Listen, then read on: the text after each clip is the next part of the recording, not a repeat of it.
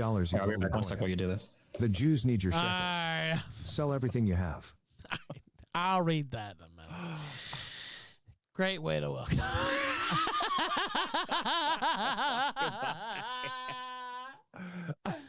Holy shit. All right, okay. Now that's the okay, we'll wait till he gets back. Go ahead. David sent $3. What's your bowling average, Dick? Ralph? Mine's like 75. If that, Yeah. dude, it's bad. I was gonna say mid 70s. Dude, it's literally like 75. Like I bowled a 30 or two. I'm not proud of it. Dude, if I bowl 140, I would be so stoked. Are you kidding me? Like, I would just be like, oh shit. I would be like unstoppable shit talker if I bowled 140. It's probably not gonna happen. You're probably gonna see it live. You know what? I'm so excited, honestly, for that event, but I won't plug it too much now. But killstream.live/bowl, live killstream, Dallas, Texas. Dick's gonna be there. Some of the guests you saw today are gonna be there as well. So check that out. Now I can't wait. Mr. Gibson, go ahead. Mr. Gibson sent $3. Killstream, rise up, let's fucking go. Let's go. A Sunny D sent $10. Play this. I can't play that right now.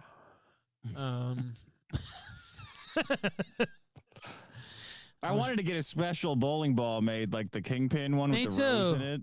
Dude, I wanted to do that, and I wanted to get like a jacket. I'm still going to be flamboyant with my dress there, but it probably won't be as crazy as Mr. Boom sent $3. About time we pay attention to the problem in Africa. With just $1, you could prevent the needless death of 1,000 mosquitoes. All right, now, oh boy. Now, Nick said he was going to be about 10 minutes late, is what I got word about a few minutes ago. I guess 13 minutes ago. So now, so that should be about 8:10. Boomhauer sent $3. Destiny, you need to be smacked in a beach mouth. Nah, come on, Boomhauer. Seymour sent $3. Bring the war home so we can offload some of our Jews. No, come on. Jesus Christ. I didn't. Jacuzzi sent $10. Loser has to sleep with Destiny's wife. All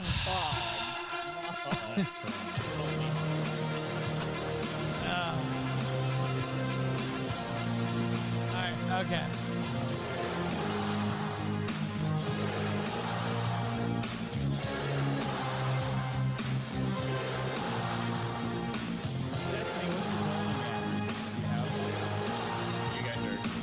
I'm gonna bowl with you.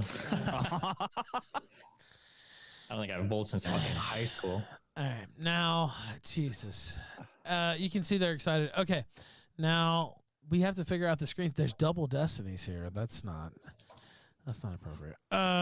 Okay, so the left was okay. Here we go. We'll pin you there. There you go. Okay, now let's see. Oh, I have to change the. How you doing, by the way, Destiny? What's going on? You know, I'm not gonna lie. I'm not proud of myself. I've been playing a lot of League of Legends, you know? You know what? I heard somebody, and it was a shit talker, and they're like, I could see the light in his eyes. He was back on League of Legends. Hold on, I'll play this. I swear to God, I'll play it in a second. But they said I could see him. So you have been back on it. A little bit, okay? I'm trying to wean my way off of it again, okay? But that's a rough I addiction, heard that, and I was like, what are they talking about? I was like, okay. All right, now let's see. So on the right, it is the Brave browser. So we should be able to. All right, now, Dick, why don't you say something? Check. Okay. Save the Jews. Oh, boy. All right, now. I'm trying to get the screens pinned right. I'll eventually figure that out. Nick's going to be here shortly. We're live on Cozy. Many people watching us now. Dick, you're live as well. Well, you're live here with me. Let's see. I'm trying to see. Why is this not right? Okay, so that should be the Brave browser. Okay. There we go. Okay, so now all we need is Mr. Fuentes here. Now it's been. When was the last time you were on the show, Destiny? It's been a minute. I have no idea. What was the last debate I did on here? I'm thinking it was you versus Mark call it. Now, I can't remember when that was though. Honestly, Oh, that was kind of recent within the past yeah, few it months, wasn't wasn't it? it wasn't as far away as I thought. Yeah, when I first sat down to do this. How have you been doing, Ralph? I'm always hearing crazy things about you online. I'm never sure. Well, it's going, man. I'm doing pretty good, honestly. In all reality, I'm welcoming my baby daughter into the world very shortly. And as soon as I get done with the stream, I'm driving up to Rochester, New York, for that purpose. Because my fiance's water broke while she was out of town visiting her family. So that's actually what my real life is like. Yeah. Jeez. Okay. Yeah, pretty crazy. Now Nick's going to be on here in a minute. Dick, you were here with Destiny in California. Now, is that the last time you talked to Nick Destiny on the kill stream? I don't know if you guys. It seems like maybe you talked since then, but I'm not sure. I don't think we have. I think it was probably on. I think so. Probably on your show. I think. Yeah. That's what I thought too. But I just just in case that was a wrinkle there. What do you think, Dick? You guys don't have a secret rapport, Destiny? You and Nick Fuentes? I'm very public with everything I do. Like if I have a rapport with somebody, we're usually doing stuff on stream. I don't have very many secret friendships. Oh. That's the secret bromance that I want to see. Yeah, apparently. A lot of Now, people do. Nick, I saw some of his stream last night, and of course, we haven't started the festivities here, but he mentioned doing an IRL stream with you, like Odd Couple style, kind of going around to different places. What did you think about that? I mean, he said that. Listen, it's a crazy world today. I'm not going to rule anything out. We'll see what happens. All right. I'm just asking. I don't know. That was the idea put out there. It wasn't my idea. I'm just wondering what you thought about that. Now, April 2nd, Dallas, Texas. Now, have you been to Dallas before? Yeah, several times. Yeah. Really? So I've only been there once.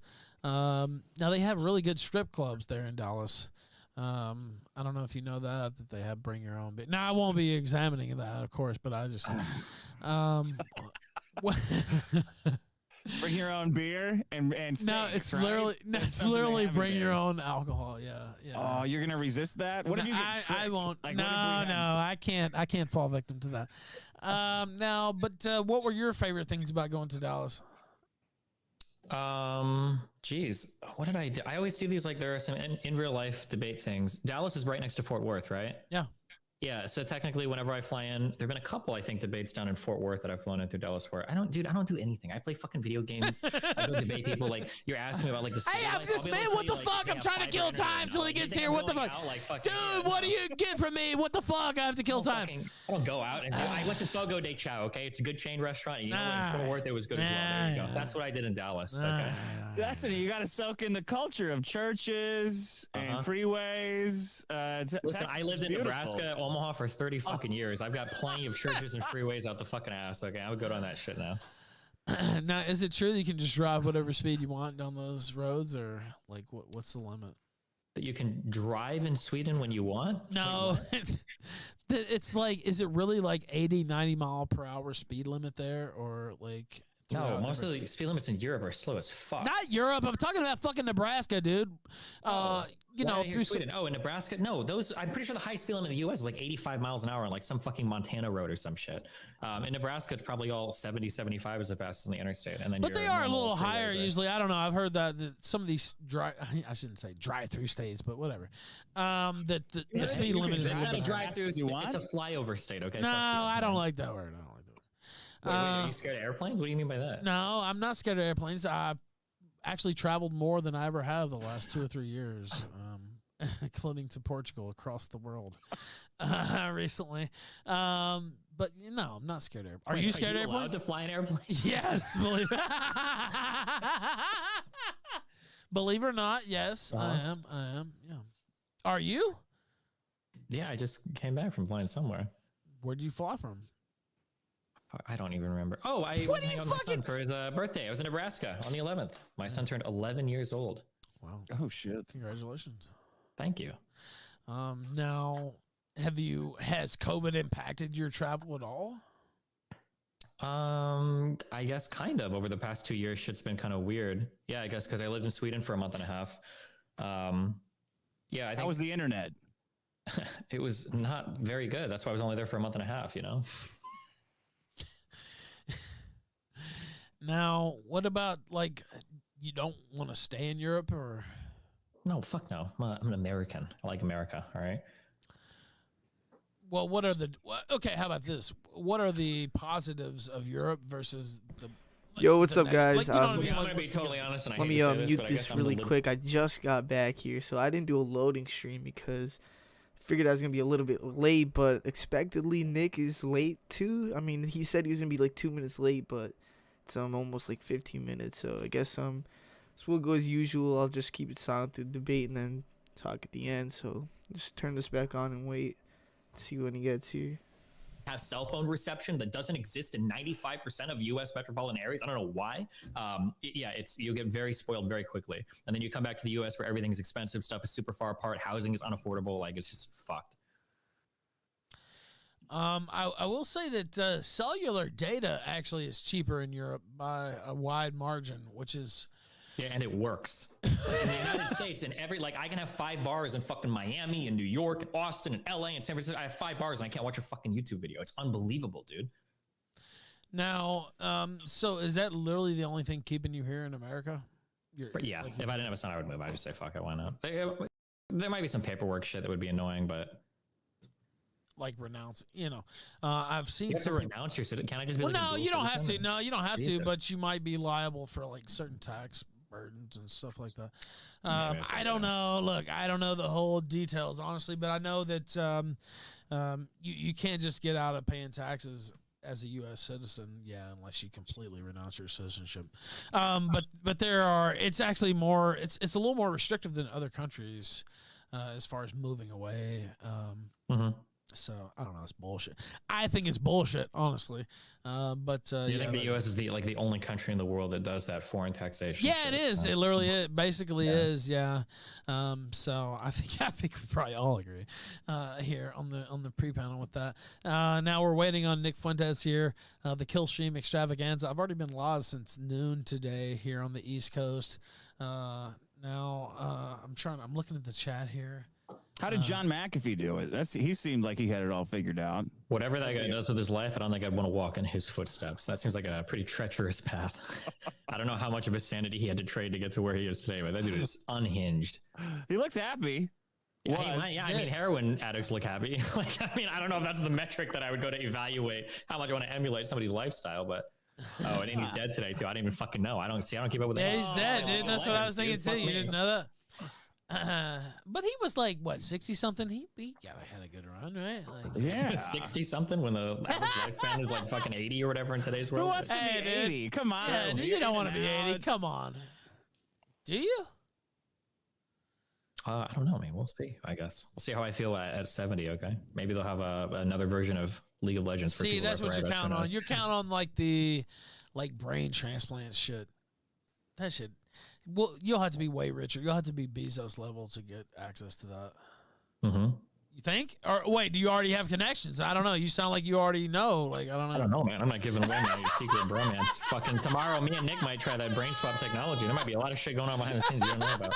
I was about to say, it seems like I'm being left out here. What the fuck? Where's my brainstem? They asked me for people to suggest, and I gave them your name, and then they started looking at your life, and they said you were way too fucking unstable for anything. So I'm sorry, man. I tried. Fuck!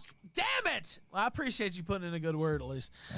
Maybe on the second go round though. Look it to me. All right, no, probably not. You can get the knockoff version.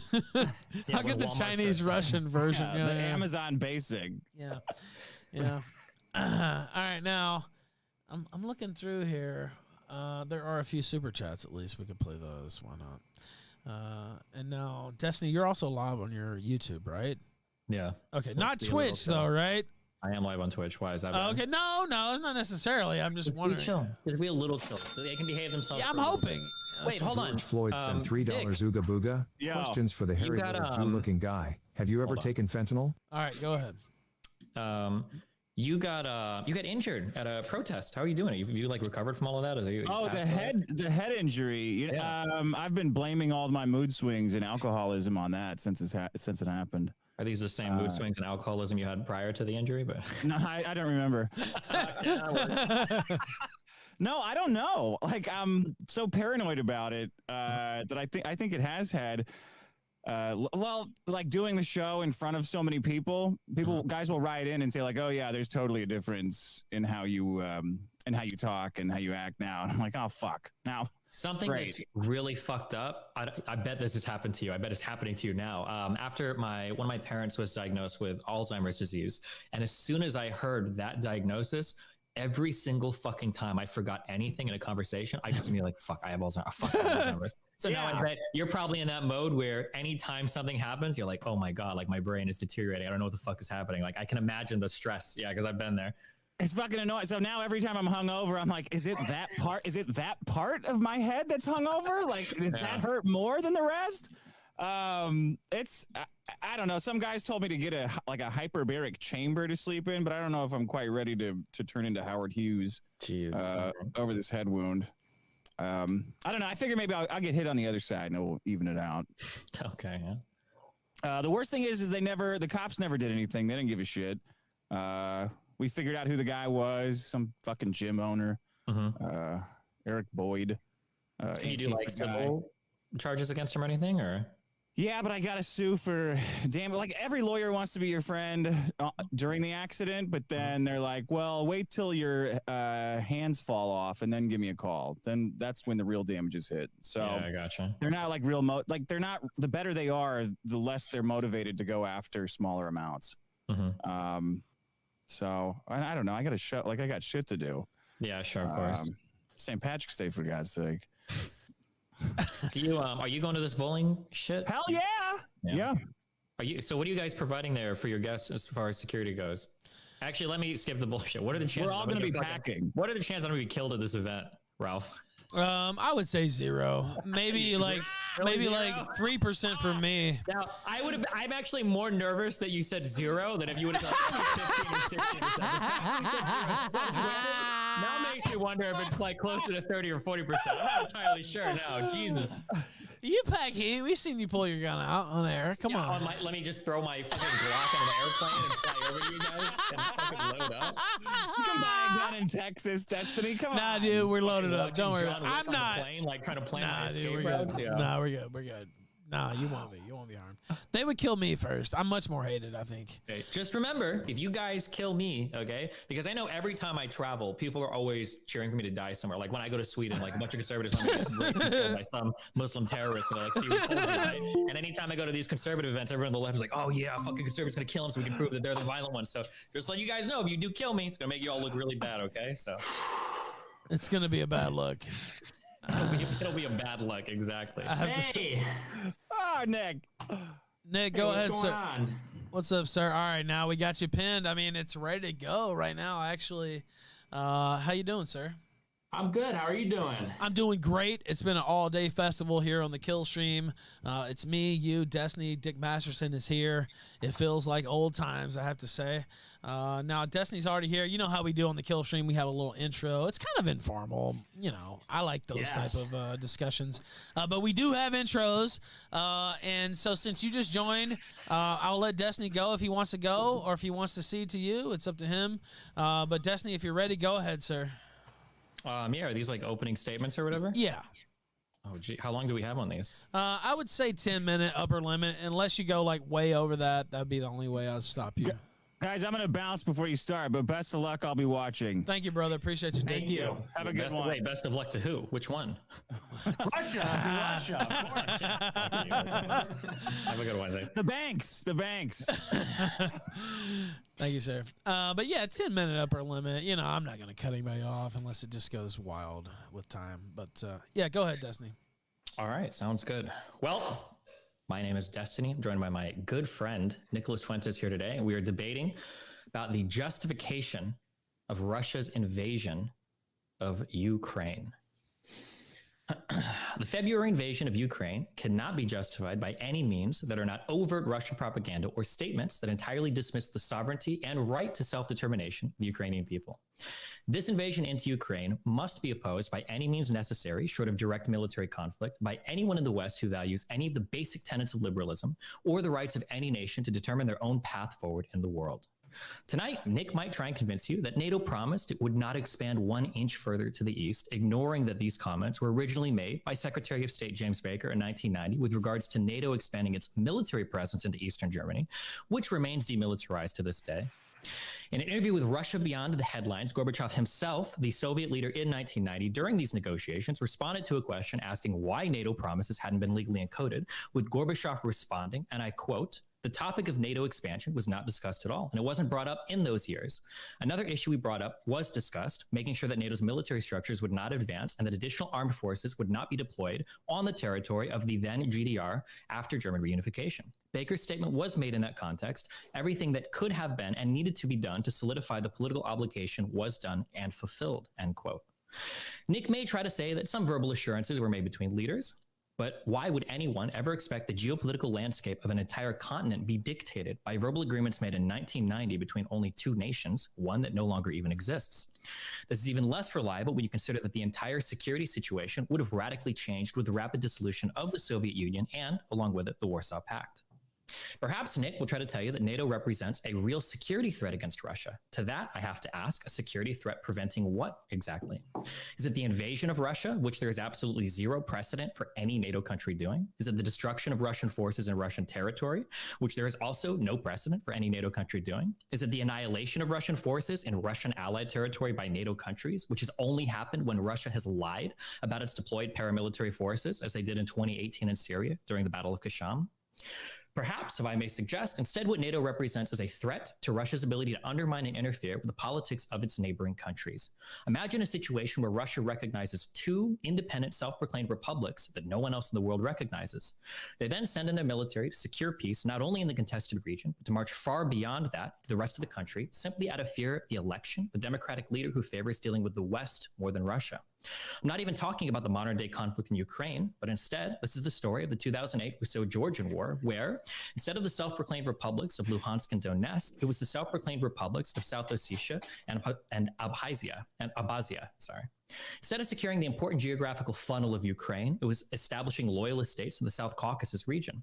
How many of these strategically vital wars are we forced to allow Russia to engage in? I wonder if Nick will bring up broken promises and agreements of the Soviet Union and Russia that were actually put to paper. It could be the 1990 Paris Charter signed by the USSR, which, and I quote, "fully recognized the freedom of states to choose their own security arrangements."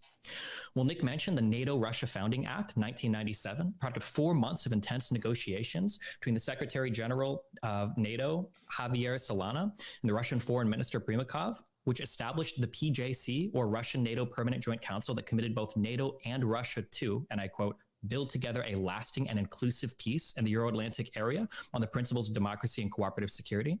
I wonder if he'll mention any of the Budapest memorandums, 3 separate agreements signed in 1994 between the world's nuclear powers to eliminate the existence of nuclear weapons in Belarus, Kazakhstan, and Ukraine. An agreement, I should say, that required these 3 countries to give up the most reliable means they had of securing their sovereignty in exchange for promises of, and again I quote, "independence and sovereignty in the existing borders," and a refrain from the threat or the use of force against Belarus, Kazakhstan, and Ukraine, signed by the United States, the UK, and Russia. Maybe Nick will attack the idea of NATO being a defensive alliance and point to times where NATO has indeed acted aggressively in the past. We're supposed to ignore that none of these aggressions happened towards Russia itself, of course, but I'm curious which interventions particularly threaten Putin. Does NATO's intervention in 1995 in the Bosnian War threaten Putin's plans for neighboring countries? An intervention that ended with a precision bombing campaign that brought about an end to the indiscriminate shelling of civilian cities and towns, ethnic cleansing, and systematic mass rapes being committed during said conflict? Is Putin worried that his attacks today on Mariupol, Kharkiv, Kherson, and against countless civilians in Ukraine resemble too closely the absolute destruction he wrought in 2015 in the city of Aleppo during the Syrian civil war, or the 27,000 civilians killed when Grozny was decimated during the First Chechen War in 1994 within his own borders? Does NATO intervention in Kosovo stop the ethnic cleansing of Albanians by Yugoslavia scare Putin? Does he see himself as Milosevic, the first sitting head of state to be charged with war crimes, a man who was complacent with genocide occurring under his own military? Is he worried that he may want a repeat of what he did in Georgia, where the Russian-backed and recognized South Ossetia forces were responsible for an ethnic cleansing of Georgians, with almost 20,000 of them being displaced from their homes? Does the 2011 NATO intervention in Libya scare Putin? Does he imagine himself to be Gaddafi, a man who imprisoned, tortured, and gassed his own citizens? The man who had the incredulity to accuse Al-Qaeda of using LSD and Nescafes to poison the minds of his political adversaries? Maybe Nick will repeat the Kremlin's talking points about the fear of Nazis in Ukraine. Where are they? Where are all these Nazis? Every time I hear someone complain about Nazis, the only two things they seem to bring up are the Azov Battalion, small force numbering less than 1,000 soldiers, and Stepan Bandera, a man who died in 1959 that remains incredibly divisive in Ukraine to this day.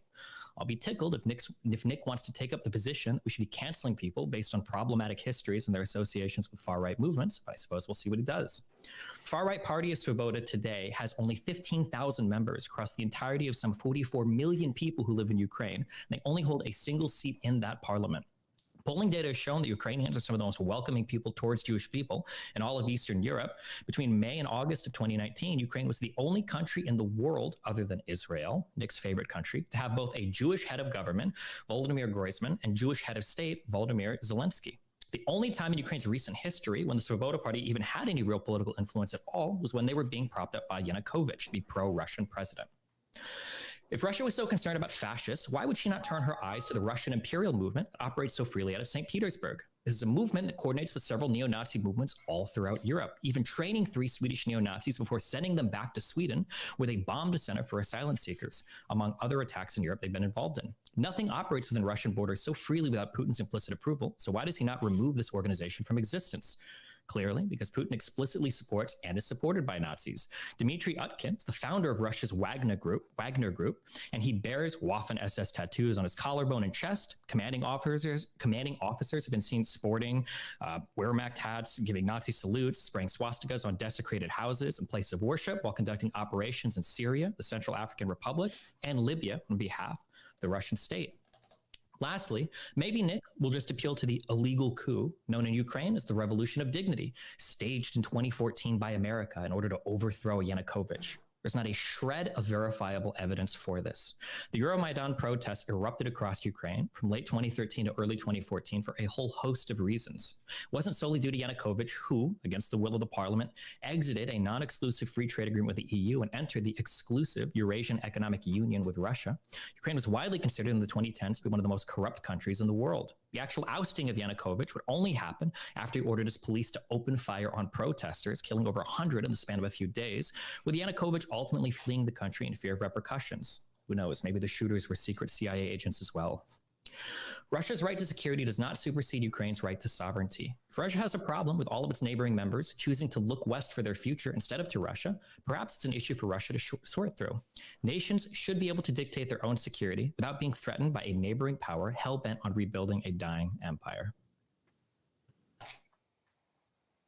Mr. Fuentes, go ahead, sir. All right. Wow. Very interesting opening statement, but I think the rebuttal, the counter argument is supposed to come after my argument. I didn't hear a whole lot of justification for the NATO position, only just sort of these preemptive counter arguments against some of the so-called Kremlin arguments, so-called pro-Russian arguments. I didn't pre-write my statement, so I'm just going off the cuff here. I'll say this.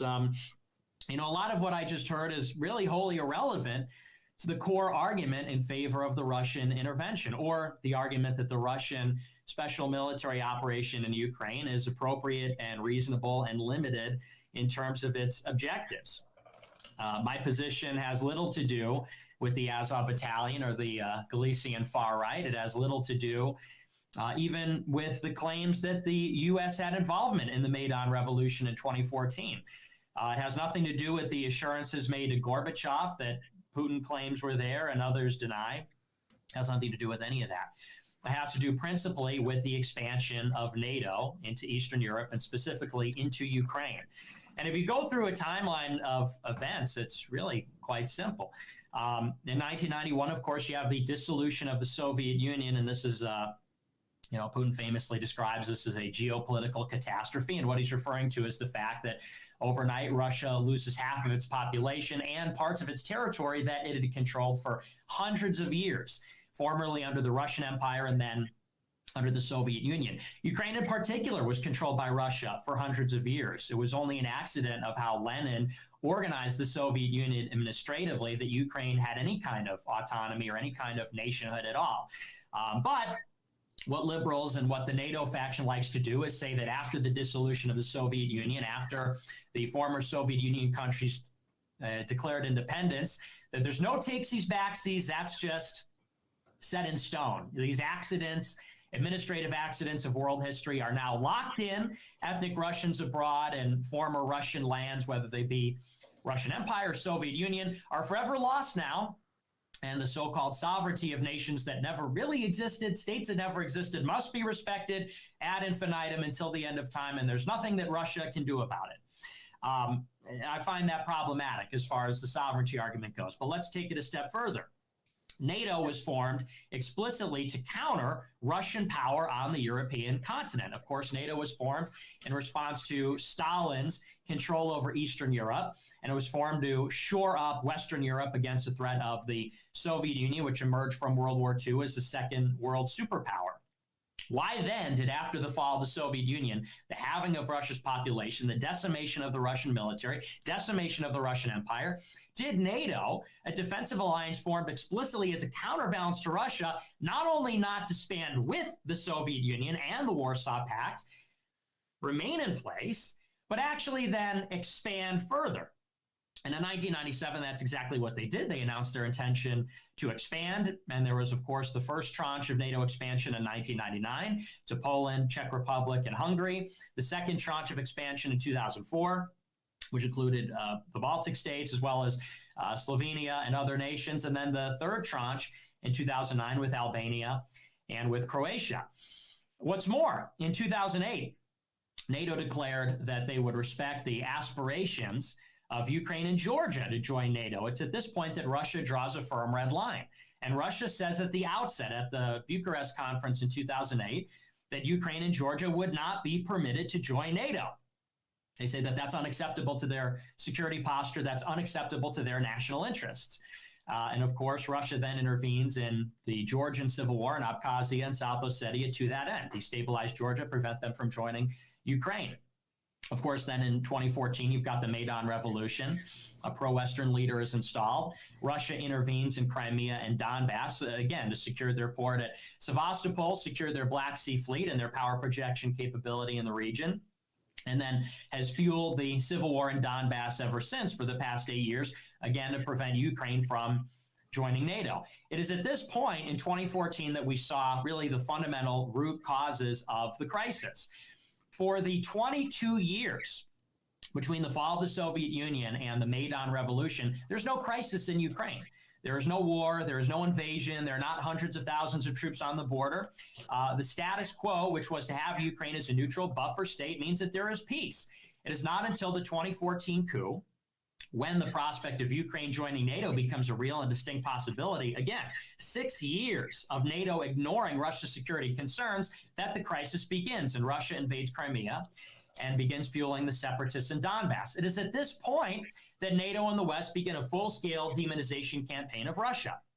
And they say that Russia is doing this because, and we've heard the usual line, Russia is evil. Putin is evil. He is a revanchist, meaning that his principal goal, as Destiny said, is to rebuild the Soviet Union or the Russian Empire at any cost.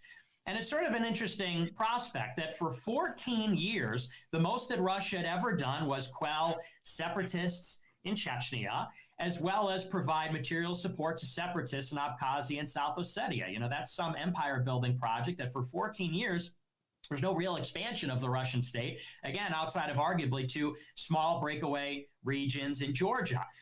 It's in 2014, in response to a pro-Western coup in Kiev, that Russia begins its attack on Ukraine. But where was the provocation? Of course, the provocation was the continued so-called aspirations of Ukraine to join NATO, and then the ouster of democratically elected and most trusted politician in Ukraine, Yanukovych, and the installment of a rabidly anti-Russian leader.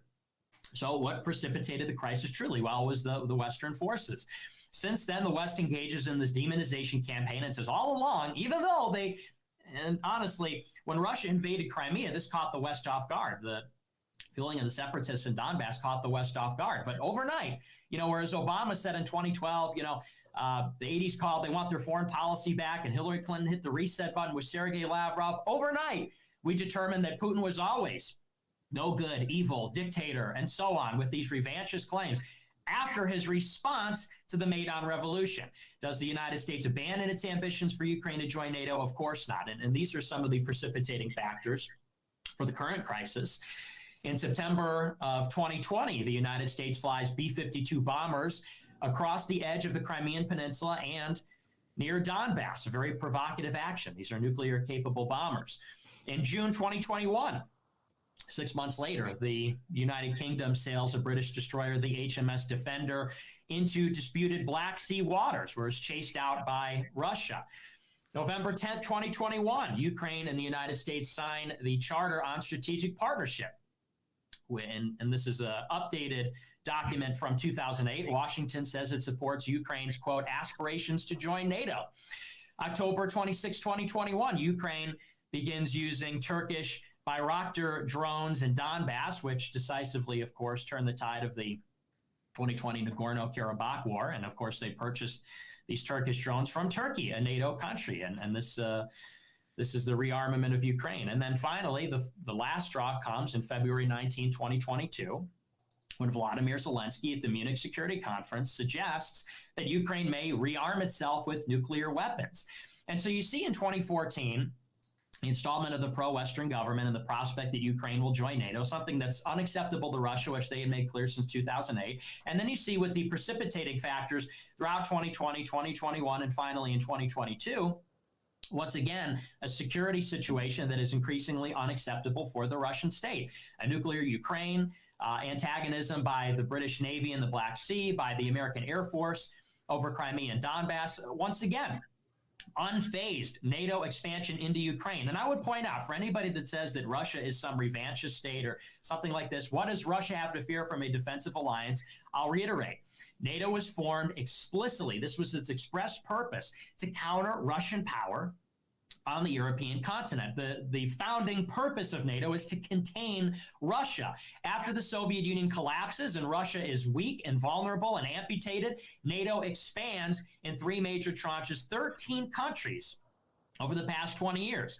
The combined military spending of NATO exceeds $1 trillion in just 2021 alone, compared to Russia, which has only spent $67 billion on its military. They say that Russia is revanchist because it expanded allegedly into Crimea, Donbass, Abkhazia, and South Ossetia. NATO has expanded to 13 additional countries. They talk about Russian aggression when NATO has done far more military interventions in this century in Afghanistan, Iraq, Libya, and elsewhere across Africa and the Middle East, whereas Russia had a minor engagement in the Syrian civil war. And fundamentally, what it comes down to is the ignorance of the Americans and the refusal to acknowledge that America is not a benign hegemon. We are the most powerful country in the world.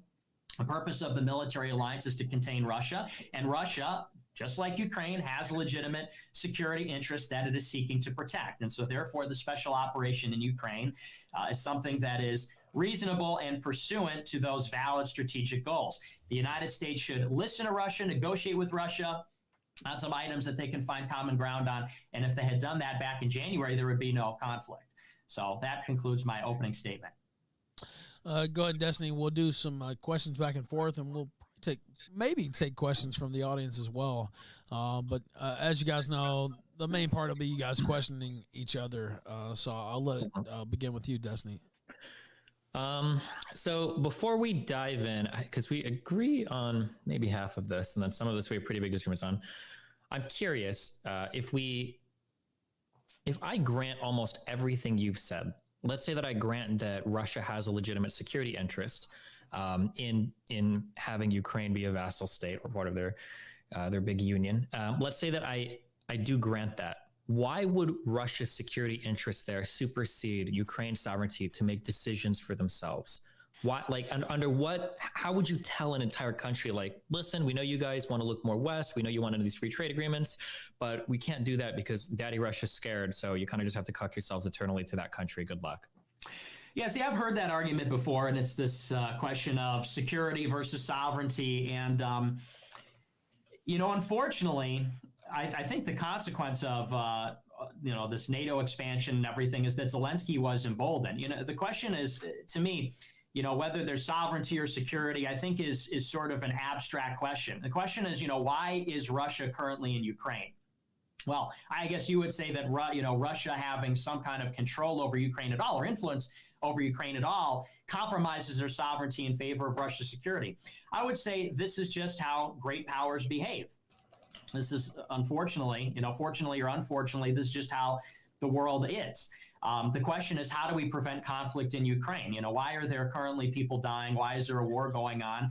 And that is because NATO has expanded and emboldened Zelensky, and they have not negotiated with Russia. Now Russia has had to undertake something which, that they've had to demonstrate what a sphere of influence is really about, which is there's an underlying threat of the use of force. So, I agree with you in some sense that, Ukraine must be a vassal state for Russia to have its security, but this is how great powers operate. This is how the entire Western Hemisphere is organized. This is how Western Europe is organized. If that's the response, then why can't I so I'm looking for some normativity from you, not just descriptions. Mm-hmm. But if we are just going to go on descriptions, you can't really then attack NATO for continuing to expand, because I would just utter the same back to you. Well, this is just what the United States would do. Of course, we'd want to expand our sphere of influence and include Ukraine into NATO. But at that point, you're not really left with being able to defend Russia's actions any more than I would defend NATO's actions, including Ukraine. Well, here's what I would say the difference is that for Russia, Ukraine is a vital security interest.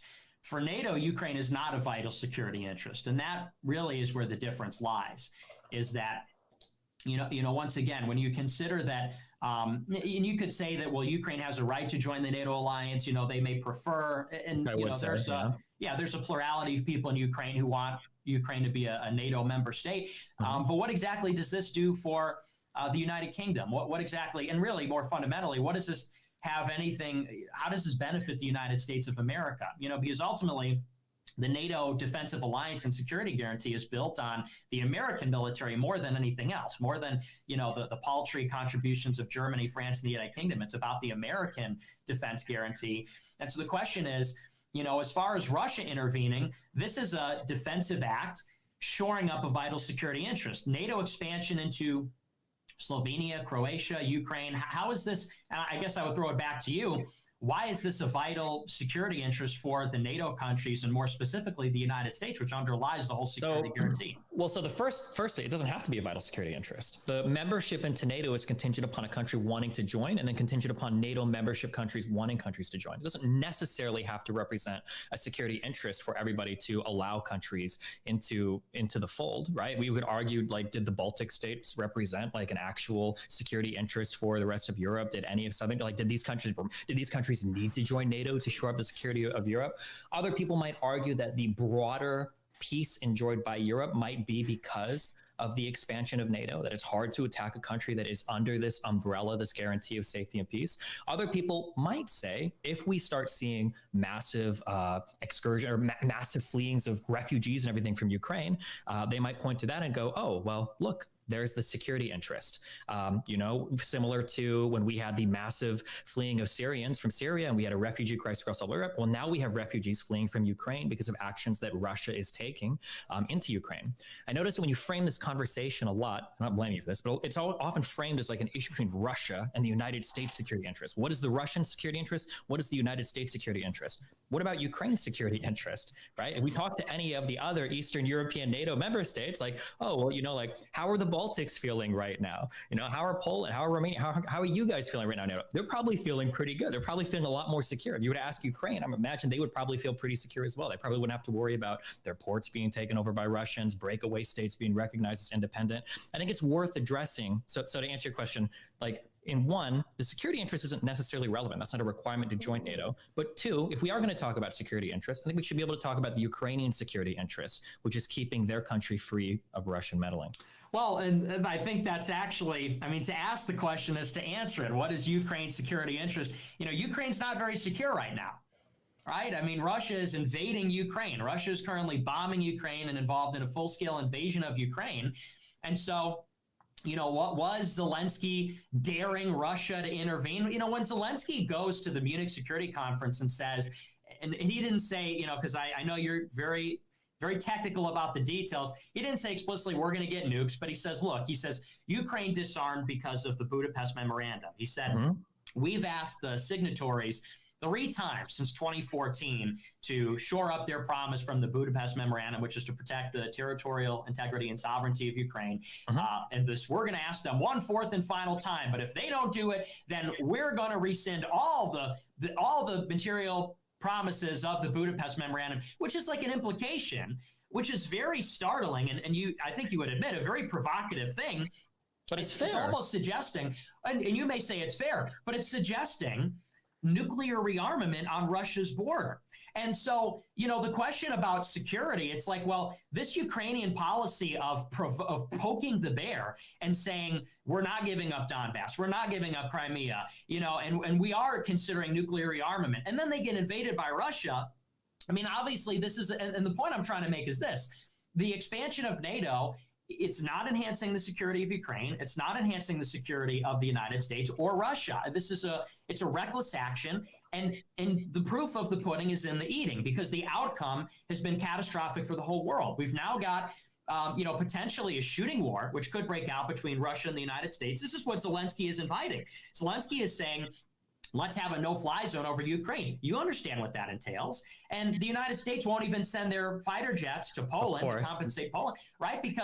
And so the point is this: is this expansion? It's not good for Ukraine's security, clearly, or Russia's, or the United States. What should have been done is that Russia and the United States and Ukraine could have had a constructive dialogue about surface-to-surface missiles, about the Russian base in Crimea. And there's this, and I don't want to ramble too much. This is my last point. I'll let you respond to this. You talked about we can't enhance one country's security at the expense of another. Well, let's say, for the sake of argument, that NATO expansion enhances the security of Ukraine. Because you're right. I mean, would this prevent Russia from intervening if it was a done deal? Probably, yes. But what does this entail? This entails that NATO now has the right to put military bases, surface-to-surface missiles, potentially ABM platforms and other things in Ukraine. It means that there's a NATO naval base in Crimea if that becomes part of Ukraine again. This is a detriment to Russian security. So by bringing NATO forces, and what is the purpose of NATO? The purpose of NATO is to contain Russia. So you've got NATO now, again, its purpose is to contain Russia in Ukraine, right on their border. And you know how strategically important the Black Sea is. You brought those bases to Russia's doorstep.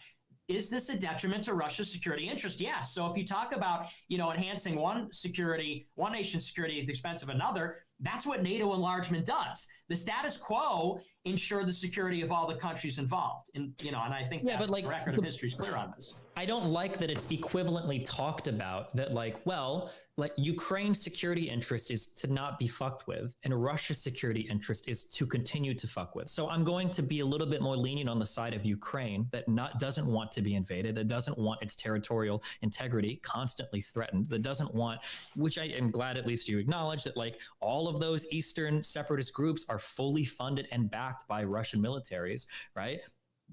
Lithuania doesn't have these problems. Estonia doesn't have these problems, right? You don't have these problems in countries that have joined NATO. And when you're Ukrainian and you look to the north and you look to the west and you look and you see these countries are in NATO, don't have to worry about Russia coming over to threaten your territorial integrity. I don't understand how we can say that there isn't a vital security interest there for Ukraine unless you're literally saying, well, there's not because look, Russia made it not. Right. I don't know if that's necessarily a fair thing to say, that they don't have a security interest because now Russia is afraid of them dealing with their security interests.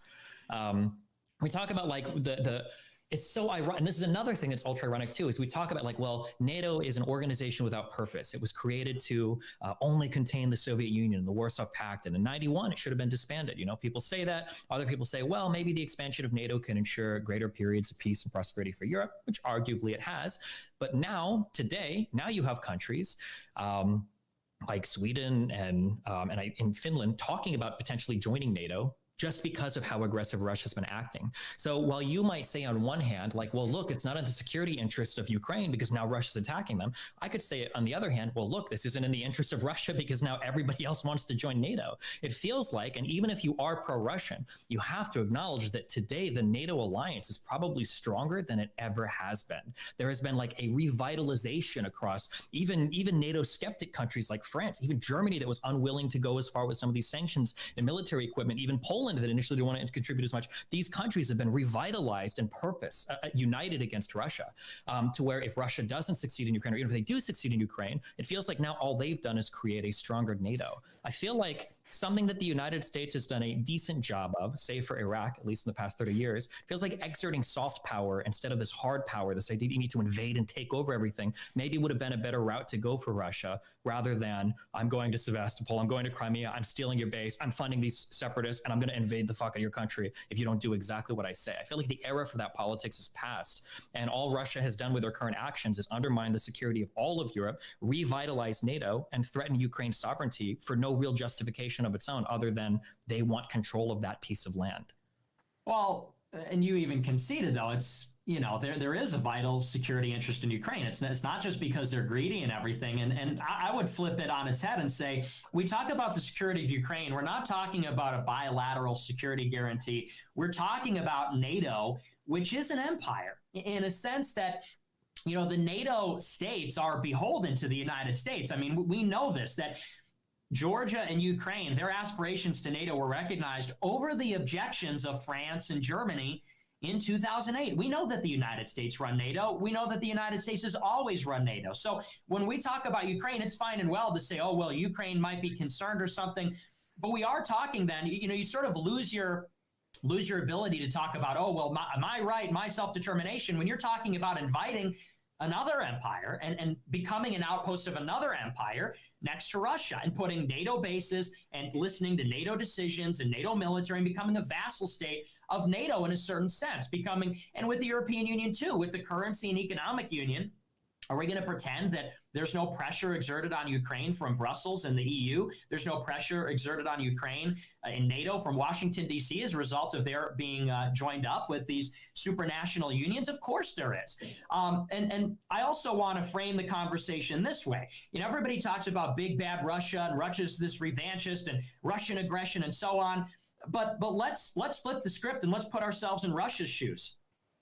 The combined military budget of NATO, you've got more than $800 billion in military spending for the United States, $800 billion, and $350 billion for the rest of the NATO countries. So you have $1.2 trillion in military spending from NATO, which is now expanding. And again, and you can say NATO doesn't have a purpose. I think that's a little disingenuous. The purpose of NATO is to contain the Soviet Union. The purpose of NATO is to contain Russia. They're not expanding into Africa. They're not expanding into Latin America. They're expanding into Eastern Europe. They're expanding into former Warsaw Pact countries, former buffer states, former Soviet satellites. So you've got $1.2 trillion in spending on NATO. You've got 13 countries are taken over in the span of 20 years. And you're Russia, and Russia spends $67 billion, which is a less than a tenth of what NATO is spending. And the West paints Russia as the aggressor. NATO is coming to their doorstep. They've got the Baltics. They've got all these countries. Russia says a red line is Ukraine, and they say that's not good enough. We're taking Ukraine too. And of course, understand what that entails is, and you won't, I haven't heard you acknowledge this. What about Russia's legitimate security concerns about not Ukraine's safety, but NATO missiles in Ukraine? And you could say that's defensive, but everybody knows there's no such thing as a so-called defensive capability. The platforms that are used for an ABM can be used for an ICBM.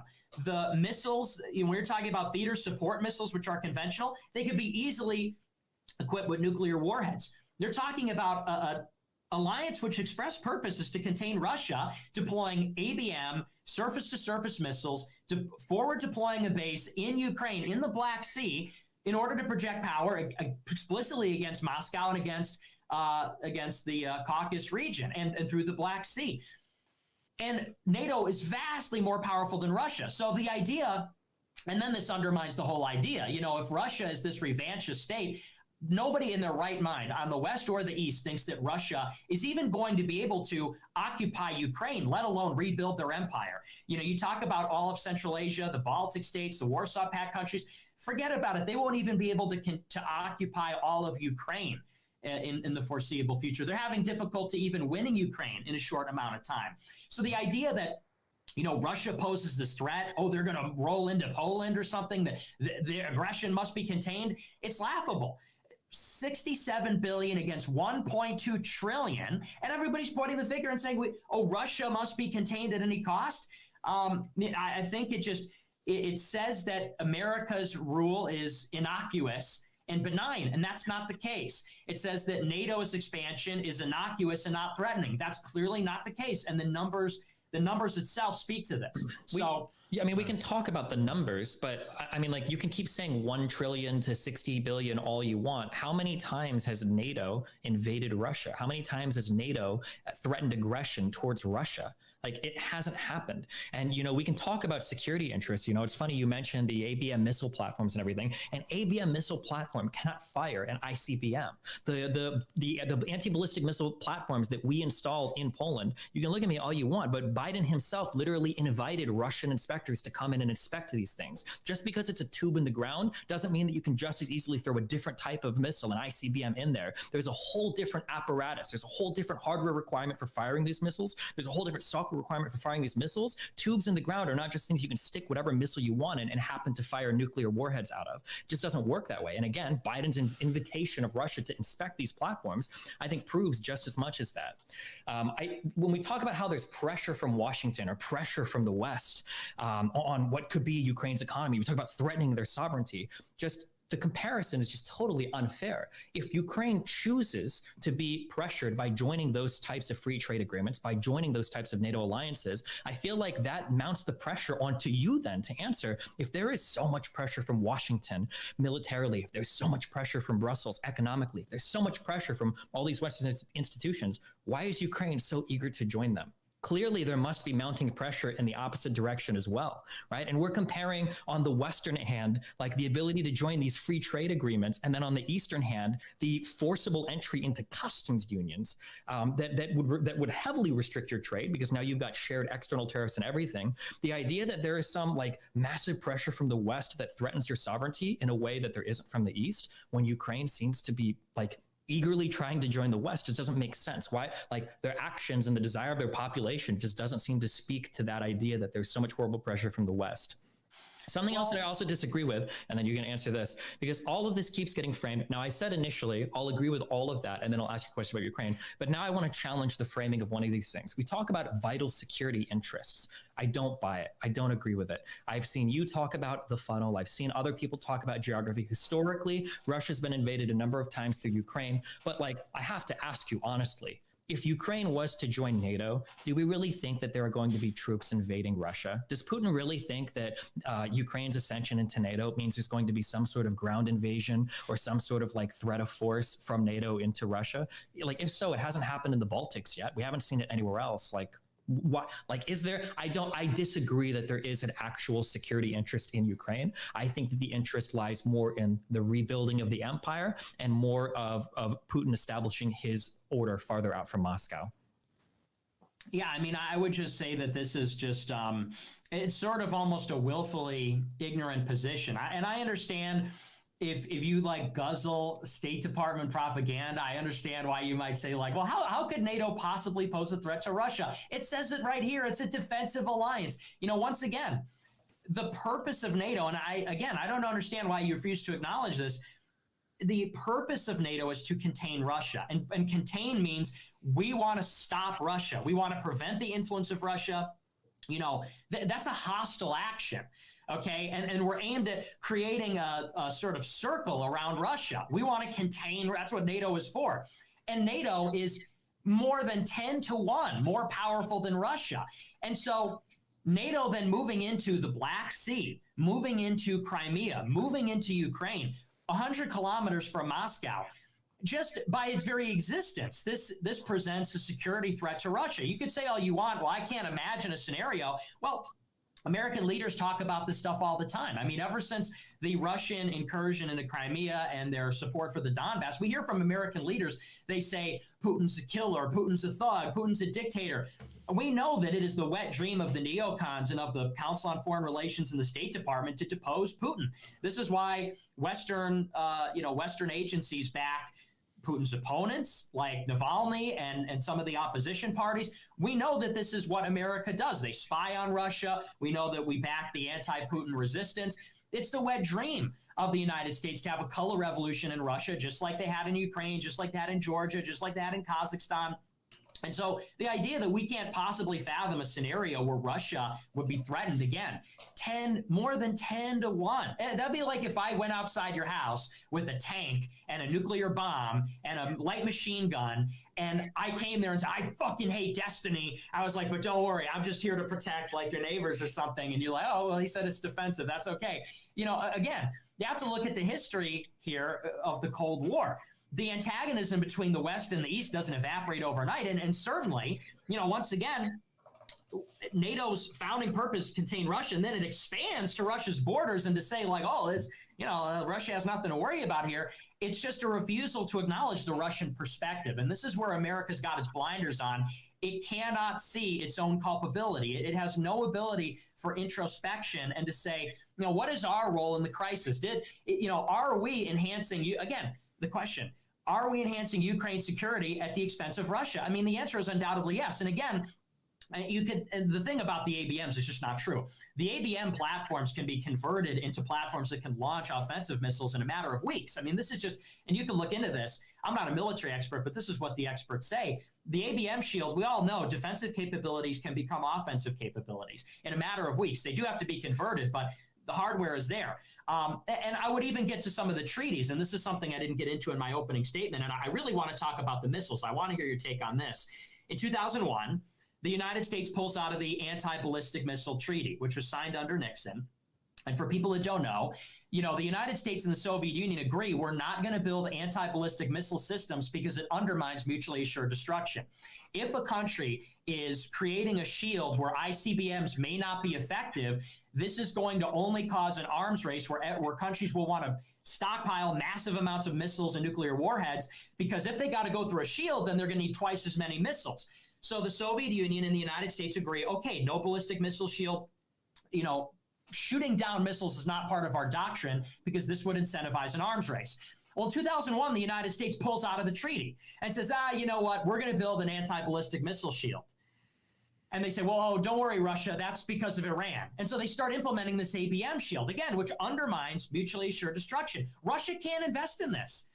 ABM is very expensive and very complex. Russia does not have the capability. So what we're talking about here is the United States pursuing technology that would, and it's very difficult, and they're nowhere close to this, but it's the threat of it, create a system where they could potentially do a first strike against Russia and Russia could not retaliate, undermines mutually assured destruction. Again, in 2019, under Trump, the U.S. suspends its treaty obligations to the Intermediate Range Nuclear Forces Treaty. They change American military doctrine and say that now surface-to-surface short and medium-range ballistic missiles are part of their military doctrine in Eastern Europe. So we're talking about potentially, theoretically, in a military engagement with Russia, launching surface-to-surface missiles from Eastern Europe into Russia. And Russia says, hey, what's going on? You're suspending the ABM shield. Now we need to invest in hypersonic gliders and hypersonic missiles. You're undermining mutually assured destruction. In 2019, Russia says, hang on, this last point, and then, because I'm going a little long, then I'll let you respond.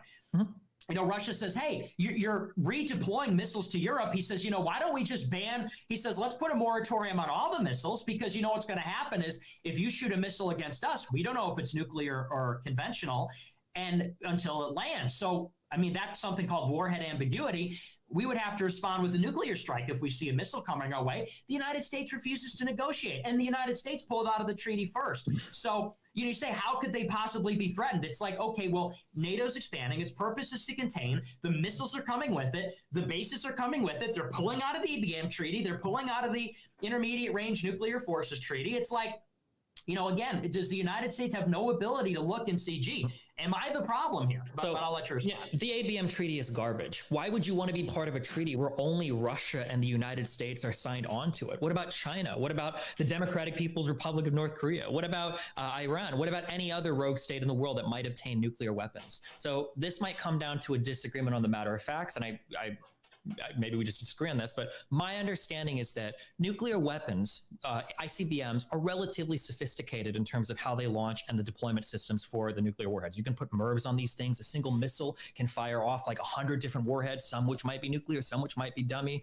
that there are thousands of these things on both sides. I don't believe that anybody believes that anybody on the Russian or US side has anywhere near the capability right now to stop a legitimate second strike threat from any country. That if either side launches a nuke, everything's going into the air, and there is no shot that across the entire geography of the United States, we have the capability to stop not only whatever weapons are shot from Russia, but whatever pops out of the ocean, whatever pops out of the Pacific and Atlantic, whatever comes by plane. There's no reliable way right now to stop. Like, Russia's second strike capabilities have not been threatened. And my understanding is that the ABM treaty is seen as kind of bullshit for the same reasons why some of the climate accords are seen as kind of bullshit. The United States doesn't want to necessarily play climate games when people like India or China have so many exemptions from these same things. Same thing with the ABM treaties. Like, that's great that the United States and Russia might come to some agreement, but I don't know what North Korea is doing. I don't know what Iran is doing. I don't know if I want to hamper my own abilities to deter a nuclear threat from one of these smaller states.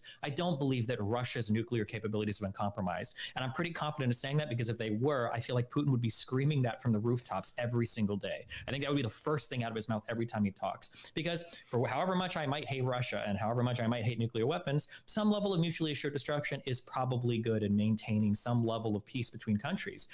You nod your head, but I mean, Ukraine probably felt that way too before they deposed of their nuclear arms, and then Russia invaded them when they no longer had the ability to defend themselves from another nuclear power from invasion. In terms of like being afraid of a color revolution, I mean, now we've gone from we're worried that the United States might lead a NATO invasion from Ukraine into Russia into what are usually the liberal arguments of, well, if Russia sees a thriving, happy democracy on its border that's more west facing, maybe the people in Russia are going to be really upset and they're going to revolt and there's going to be issues there. That doesn't seem to be a good argument for Russia invading Ukraine, because they're so scared that some successful country on their border might instigate some revolution on their own borders, unless I guess we want to take this step further and say it's all like CIA coup, CIA operatives on the ground, fomenting distrust in the government. I don't think that's a good argument for them being able to invade Ukraine.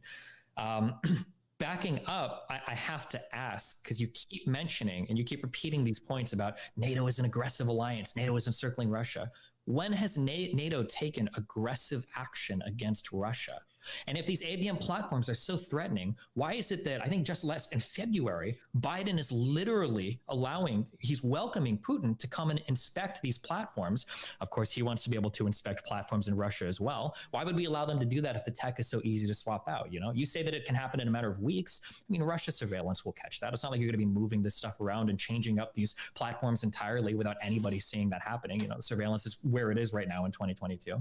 What is the threat that NATO represents to Russia? What is the threat? What is the perceived security risk aside from Russia not being able to invade partnering countries? Yeah, so I've never said that NATO, it's a NATO invasion in Russia that's going to happen, or NATO. I didn't say it's an aggressive alliance. I said that the founding purpose of NATO is to contain Russia. So it's not like this is just an alliance like la-di-da, we all want to have safety and security. It's like, no, we are shoring up these countries against Russia. Russia cannot join NATO. NATO would not permit Russia to join. It's, wouldn't that be great for world security if the United States and Russia were in an alliance? That would probably be the best thing for world peace. But Russia is precluded from joining because NATO is an anti-Russian alliance. And you could just as easily say Russia's never invaded a NATO country. Russia's never invaded a NATO country. Russia's never invaded a Western country, never invaded the United States or anything like that. And yet there's this fear that they're going to invade. And the point is, Russia's borders are not on the border of Germany, but NATO's borders are now on the border of Russia. And I've said this before, the mere numbers itself speak to the threat. You know, this is a counter-Russian alliance, which outspends Russia 10-1, which is now on their border in the Black Sea, in Crimea. And you know, what's the security threat posed? How about an ABM shield? How about surface-to-surface ballistic missiles stationed all over Ukraine? Surface-to-surface missiles which can reach Russia in 5 minutes and are unstoppable and indistinguishable from a nuclear warhead. What's the potential risk? And, you know, again, a lot of this has to do with something called the security dilemma. It's not to say that, you know, because I'll grant you, it may seem outlandish. Oh, is NATO going to invade Russia? You know, probably not anytime soon. But it's like the job of Moscow and the job of the Russian government is to secure Russia against all threats. If there is this capability that NATO, with this, again, 10-1, massive military, far more sophisticated, and more stuff and far outspends and bigger population, if it's on their border, that in itself is a threat. That existence of all that concentrated power and that tripwire right on the border, it's a huge threat.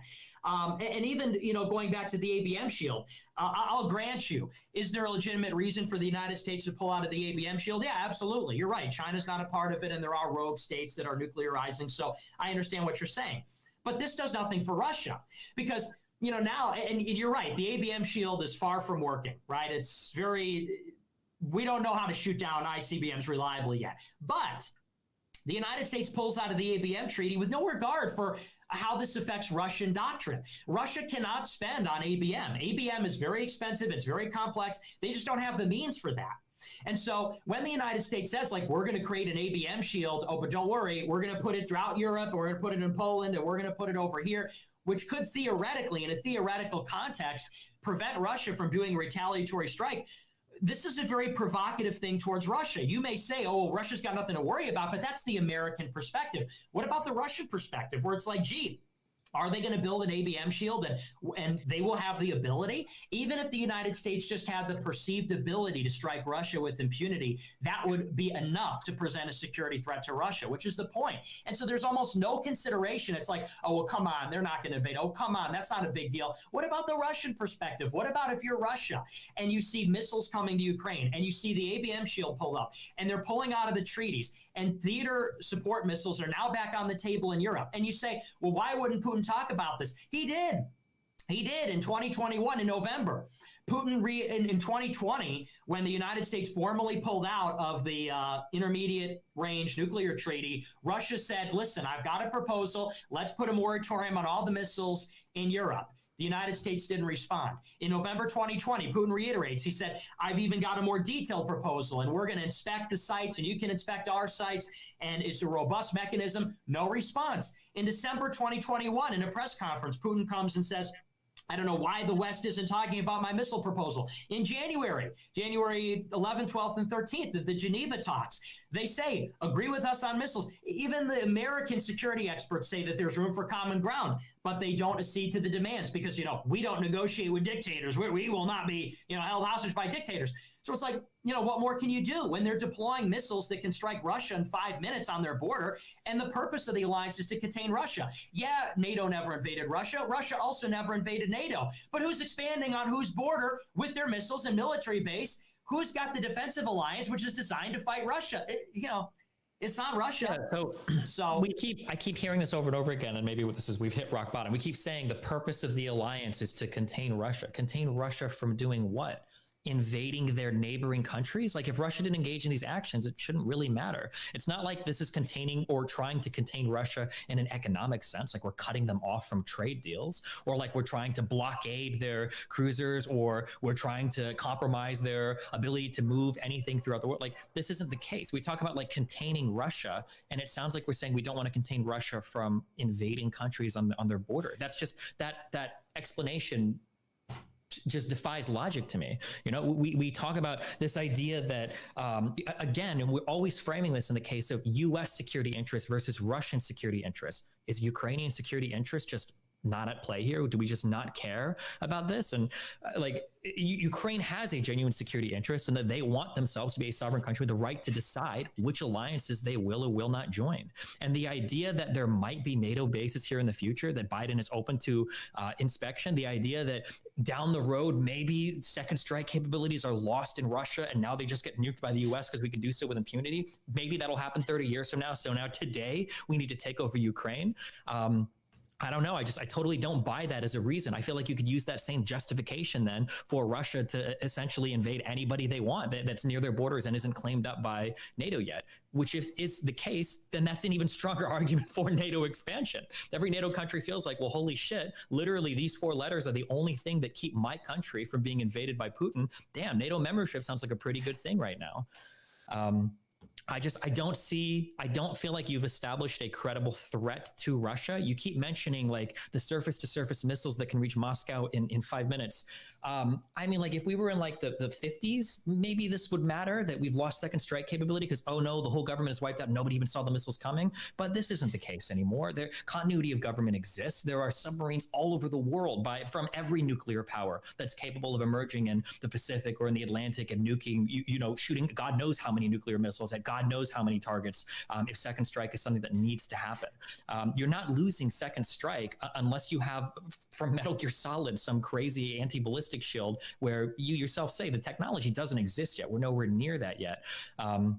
And yeah, the idea that surface to surface missiles might exist in some part of these NATO countries that are, again, open to inspection from Russian leaders, that this somehow justifies Russia invading these countries for hypothetical security interests in the future. I just don't think that argument is strong enough.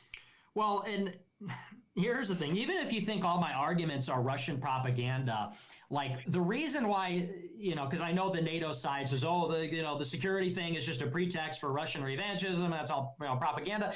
What would even give Russian propaganda credibility, if that's what this was, is the fact that nobody on the NATO side they won't even begin to acknowledge how Russia might have a legitimate security concern. Like, again, you just sort of hand wave away. Oh, so what? Maybe in 30 years, Russia can't retaliate. So what? Maybe they develop an ABM shield. So what? You have surface-to-surface missiles forward deployed in Ukraine. Like, big deal.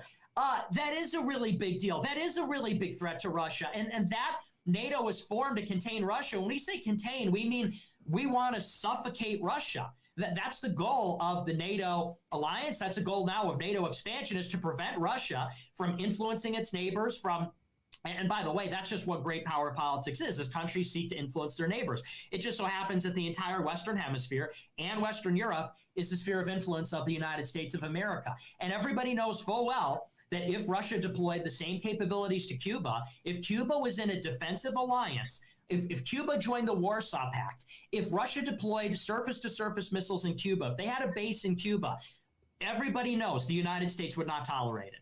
Everybody knows the United States. And you could say, oh, well, Cuba's right and so on. But the foreign policy establishment in the United States would not tolerate it. Nobody would even dream of tolerating that anywhere in the Western Hemisphere. Not in Cuba, not in Venezuela, not in Bolivia, not in Nicaragua, nowhere. But we're able to shore up in Crimea. Crimea is historically Russian clay. Okay, I mean, this is a 70-year fluke that Crimea belongs to the autonomous part of Ukraine. It's just nonsense. The idea that we'd have a NATO base in Crimea, it's just like unfathomable. This Russian security apparatus cannot allow that. I mean, they just can't in good conscience allow that kind of a security threat. And I mean, you won't even interact with that argument. It's like, well, I mean, it probably won't happen. Well, it's probably like not a big deal. Well, for the Russians, it clearly is. And the point is to say this, in this stuff about like, thriving democracy and, well, Ukraine shows, this stuff is really semantics. What we're talking about here is two great powers, two empires, and they're duking it out over formerly neutral ground. That's what it is. Ukraine is, neutral, ostensibly somewhat under Russian influence. And I would say it truly is neutral because in 2004, right, you get Yushchenko. And Yanukovych wasn't this pro-Russian stooge that people make him out to be. He tried to balance the West against Russia. He definitely leaned closer to Russia. Ukraine was truly a buffer neutral state, if not leaning slightly towards Russia, right? And the point is, and maybe to get more fundamentally to the heart of the issue, why is there a conflict here in Ukraine? What caused this? we cannot acknowledge the fact that we have catalyzed this by trying to wrest control of Ukraine from Moscow. It's about two empires competing over a neutral state. And, to say, oh, well, it's about democracy or this one or that one chose. It's got to do with missile placement. It's got to do with mutually assured destruction. It's got to do with all these things. And people will, again, acknowledge the Ukrainian security interest, the American security interest, but not the Russian. And, I just don't. I'm not getting from you that you really understand what that means for the Russians. Like, I'm fully willing to concede, I get why Ukraine wants to be part of NATO. I get why NATO wants Ukraine to be part of NATO. It's part of their policy of containment.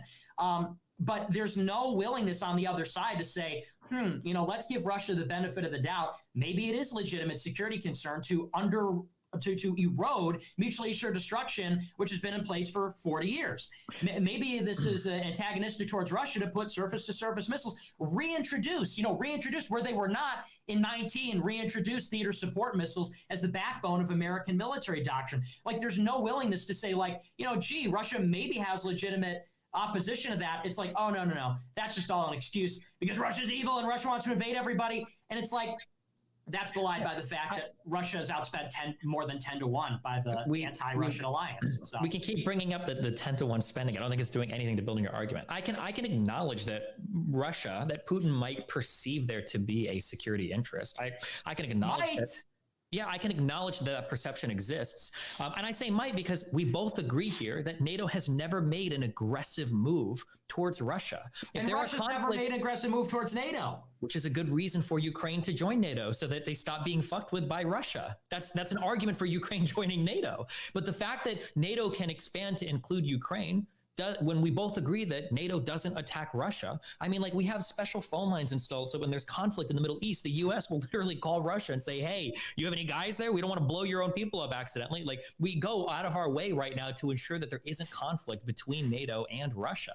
And even if I can acknowledge that there might be a perception on the Russian side that there might be a security interest here, that perception doesn't supersede Ukraine's right to self-determination.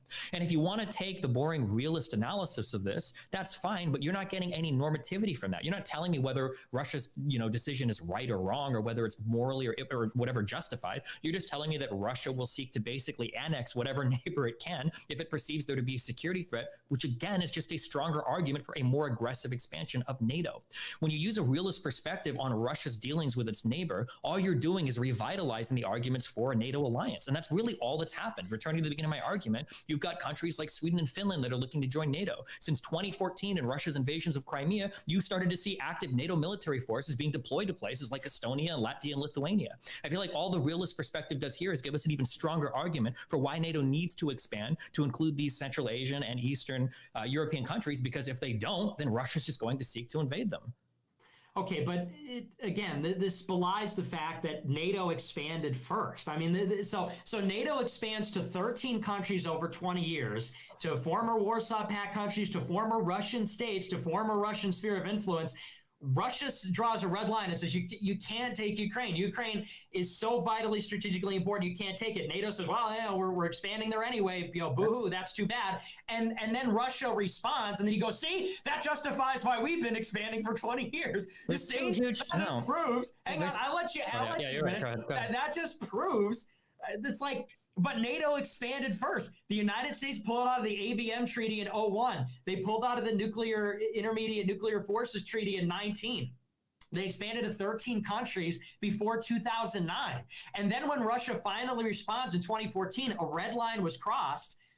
And then NATO goes, see, that's why we're expanding. See, that just goes to show why you need NATO. It's like, and the point is, on the realist perspective, what is our foreign policy? What are we trying to do? Because and to the point, getting back to the conflict which is ongoing in Ukraine, I don't like conflict.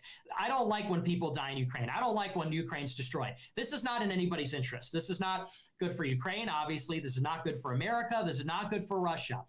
But what led us to this point? I fail to see why, because there was no imminent threat of a Russian invasion in Ukraine. The problem was that Zelensky was unwilling, or Poroshenko too, unwilling to give up Donbass, unwilling to give up Crimea, unwilling to give up their aspirations to NATO. And the reason that Ukraine was so emboldened is because NATO said, we got your back. Ukraine would never dare to stand up to Russia and poke them like they do, but they think that they've got NATO. They get to go to Congress and demand a no-fly zone. And it's like, so what is in realist terms, in terms of how states actually behave, not normatively, not how they ought to behave, but in terms of how we know states act and in terms of how we can expect states to act, expanding NATO to Ukraine or even talking about that is a provocative action. But we have done that ever since 2008. And that is what has led to the current crisis. And you could argue in a hypothetical timeline, does Russia invade Ukraine without the NATO aspirations? We can't know that. But we also can't, arrive at the situation without analyzing our own behavior and saying, how have our actions provoked Russia? Because, at the end of the day, we have to talk in terms of the tangible and the real. This is the real outcome, and it's really bad. And this is a failure, ultimately, of American policy. And you could point the blame at Russia and, fold your arms and say, well, Russia's just evil, and, they're just doing evil things, and you have to blame Russia because they're evil, and so on. And, we have no culpability. But of course, in great power politics, yes, we have culpability. We're a global and a regional hegemon. So we do have to have some introspection and analyze how did our collective policy, how did our policy of collective security, Russian containment, did that play a role in provoking Russia to engage in a conflict where nobody wins? We have to look at it like that. And I think you'll find that these policies we're undertaking, it's naive to say that they're just so goody two shoes in nature. Oh, Ukraine joining NATO, it's totally innocuous. It's totally above board. Don't criticize it like, countries want sovereignty and security. Who can blame them for that? It's like, well, look at the other side. It's a negotiation. Everybody's security interest is being paid attention to except for Russia, but Russia has guns too. And in a realist world order, you have to pay attention to these things. Otherwise you get a crisis. And then I want to say one thing. And then here's the other thing, let's entertain a scenario where Ukraine joins NATO, because they're still pushing for it, even after the crisis in 2014. Let's say today, what's that? Of course. Yes. Yeah. Let's say Ukraine becomes a NATO member state. Okay. What do you do? Well, guess what? Crimea is still formally occupied by Russia. Donbass and the civil war between Kiev and Donbass is still ongoing. So what happens then when the government in Kiev is at war with Russian-backed proxies in Donbass? As a consequence of Ukraine joining NATO, you now have a proxy war in Ukraine, a proxy civil war between Russian-backed separatists and a NATO member state. What's more, Kiev does not acknowledge the Russian annexation of Crimea. I mean, they do not accept this fact. So, now we're in a really bad security spot where, and you could say, oh, well, this would never happen because people would never do this. But I mean, of course, these things can happen. What happens if there's a war between Russia and Ukraine over Crimea? What happens when there's there's this ongoing proxy war between Russian-backed separatists in Donbass and Ukraine? And I've heard the argument, people say, Zelensky says, well, NATO's defensive, so Article 5 obligations aren't invoked if we attack Russia or something. But as we know, the fog of war is thick. And as to who started which conflict, of course, it would benefit the Ukrainians to say, oh, well, Russia attacked us. Now we need to fold NATO response in Crimea. The point is, you don't need to be pro-Russian or pro-American. You don't need to be an expert to say that's a really fucked up situation. It is a bad situation to have a NATO member state with disputed territory in Crimea and a proxy civil war in Donbass. Like that is probably the biggest threat to World War III in the entire world. That's probably so that American policymakers would seriously consider this in spite of what's going on. The moment that Russia invaded Crimea, the United States should have said, you know what, it's too complicated. We can't get involved. But even in 2021, they're saying we're going to enhance our strategic partnership. Ukraine will become a part of NATO. It's like, we know that Russia's not giving up Crimea. We know that the thing in Donbass isn't going to be resolved anytime soon. So even if we achieved our aspirations, all this would do is create a situation, a powder keg, that could absolutely lead to World War III, maybe the number one cause of World War III if that were to happen. Sure. So just to shoot down the last point very quickly, nations with contested territory can't join NATO. It would never be the case that we would admit Ukraine to join while there is contested territory, unless Ukraine was willing to cede that immediately to Russia. So that's completely off the table right there. In terms of Ukraine, Oh man, there's so many arguments to go through. One of the very first thing you talk about how like NATO expanded first. NATO was the aggressor first. I don't know if I necessarily agree with that. When I was searching through, a post Cold War era conflict, right? What's happening in Europe? One of the first conflicts that happened was Russia supporting the breakaway state in Moldova during the Transnistria War. So Russia had already established a pattern of you find separatists, you fund them, you export a fuck ton of Russian passports, you get these people set up and established and they're on breakaway state, you send Russian peacekeeper troops there, and that's literally right on the Ukrainian border. So we've already got a map for what would happen in the future in South Ossetia, in Georgia, and then in what's happening now in Donbass and Ukraine. The idea that NATO is forcing Russia's hands here, when I think Russia has already had the blueprint for this exact type of action, I don't agree with that. I think that Russia has already established that pattern of behavior. In terms of, I feel like everything else is repeating over and over again. I don't even like using the realist analysis. I think it's garbage. I don't think anybody even agrees with using realism to analyze foreign policies anymore. I know that you like to talk about, I think I called him Mearsheimer. Mearsheimer's analysis of like the state of security in 1990 onwards from Europe. He's written a lot of essays about it. He wrote a huge one, like a 50-page paper in 1990 predicting the future state of security in Europe. It was garbage. It was horrible. His predictions that Europe would descend into constant anarchy, that countries like Japan and the United States would be looking to vie for interest here, that every country would be rearming because that's what realist countries do. It just totally and completely missed the mark. I don't think anybody takes those predictions seriously in terms of this is how countries will act. So I don't know if it's appropriate to go forward into the future when he's already failed to make successful predictions of what has really been a relatively peaceful period for 30 years in Europe, and then try to say that this frame of analysis is what we're going to use going forward when it comes to dealing with Ukraine and Russia. And then again, what's more, to reiterate for the 50 millionth time, all of these realist arguments, if we are to accept them, justifies NATO including Ukraine and being aggressive towards Russia just as much as it does Russia taking over Ukraine and I guess establishing security around its own borders. But again, I mean, I can ask you again, and I know that we'll kind of dance around again, like NATO has not shown itself to be aggressive towards Russia. The most and best you can possibly say is that there are surface-to-surface missile bases in some of these NATO countries, but I mean, what? Like, honestly, do you really believe that NATO countries are going to start launching missiles into Moscow? Like, do you really believe that, or is this something you're worried 20 or 30 years from now? Or do you think that the investment into ABM technology is going to become so good that, at some point we did it, guys, we beat second strike capability, time to just nuke the hell out of Russia? That sounds fantastical to me. Now, maybe we can imagine a world where that happens, but I can't use that imaginary world to justify the invasion, destruction of civilian cities, and the takeover of a sovereign nation that exists today in the real world. That would be insane to me. That sort of justification can be used for Russia to invade literally any neighbor that they could perceive in 30 years to be a threat because of technology that doesn't exist yet. I just think that's absolutely insane. Yeah, so to address the first part, I mean, to say that backing the Moldovan separatists is a precursor to NATO expanding to 13 countries is just ridiculous. And as far as realism goes, what realism does is it's a frame for how we explain how states behave. That's what international relations theory seeks to do, is let's analyze and explain how states behave. Why do they do the things that they do? And what realism says is that the decisions of states and the way that states behave is based on something called the security dilemma. That fundamentally states seek security. They want to secure their border. They want to secure, they want to create offensive and defensive capabilities that protect them from their adversaries. Certainly, this explains the Russian policy. This realist framework of security and explaining Moscow's behavior in Ukraine absolutely explains it. It has nothing to do with ideology, nothing to do with ideas, nothing to do with interconnected institutions. It's about the raw military capabilities of the NATO defensive alliance.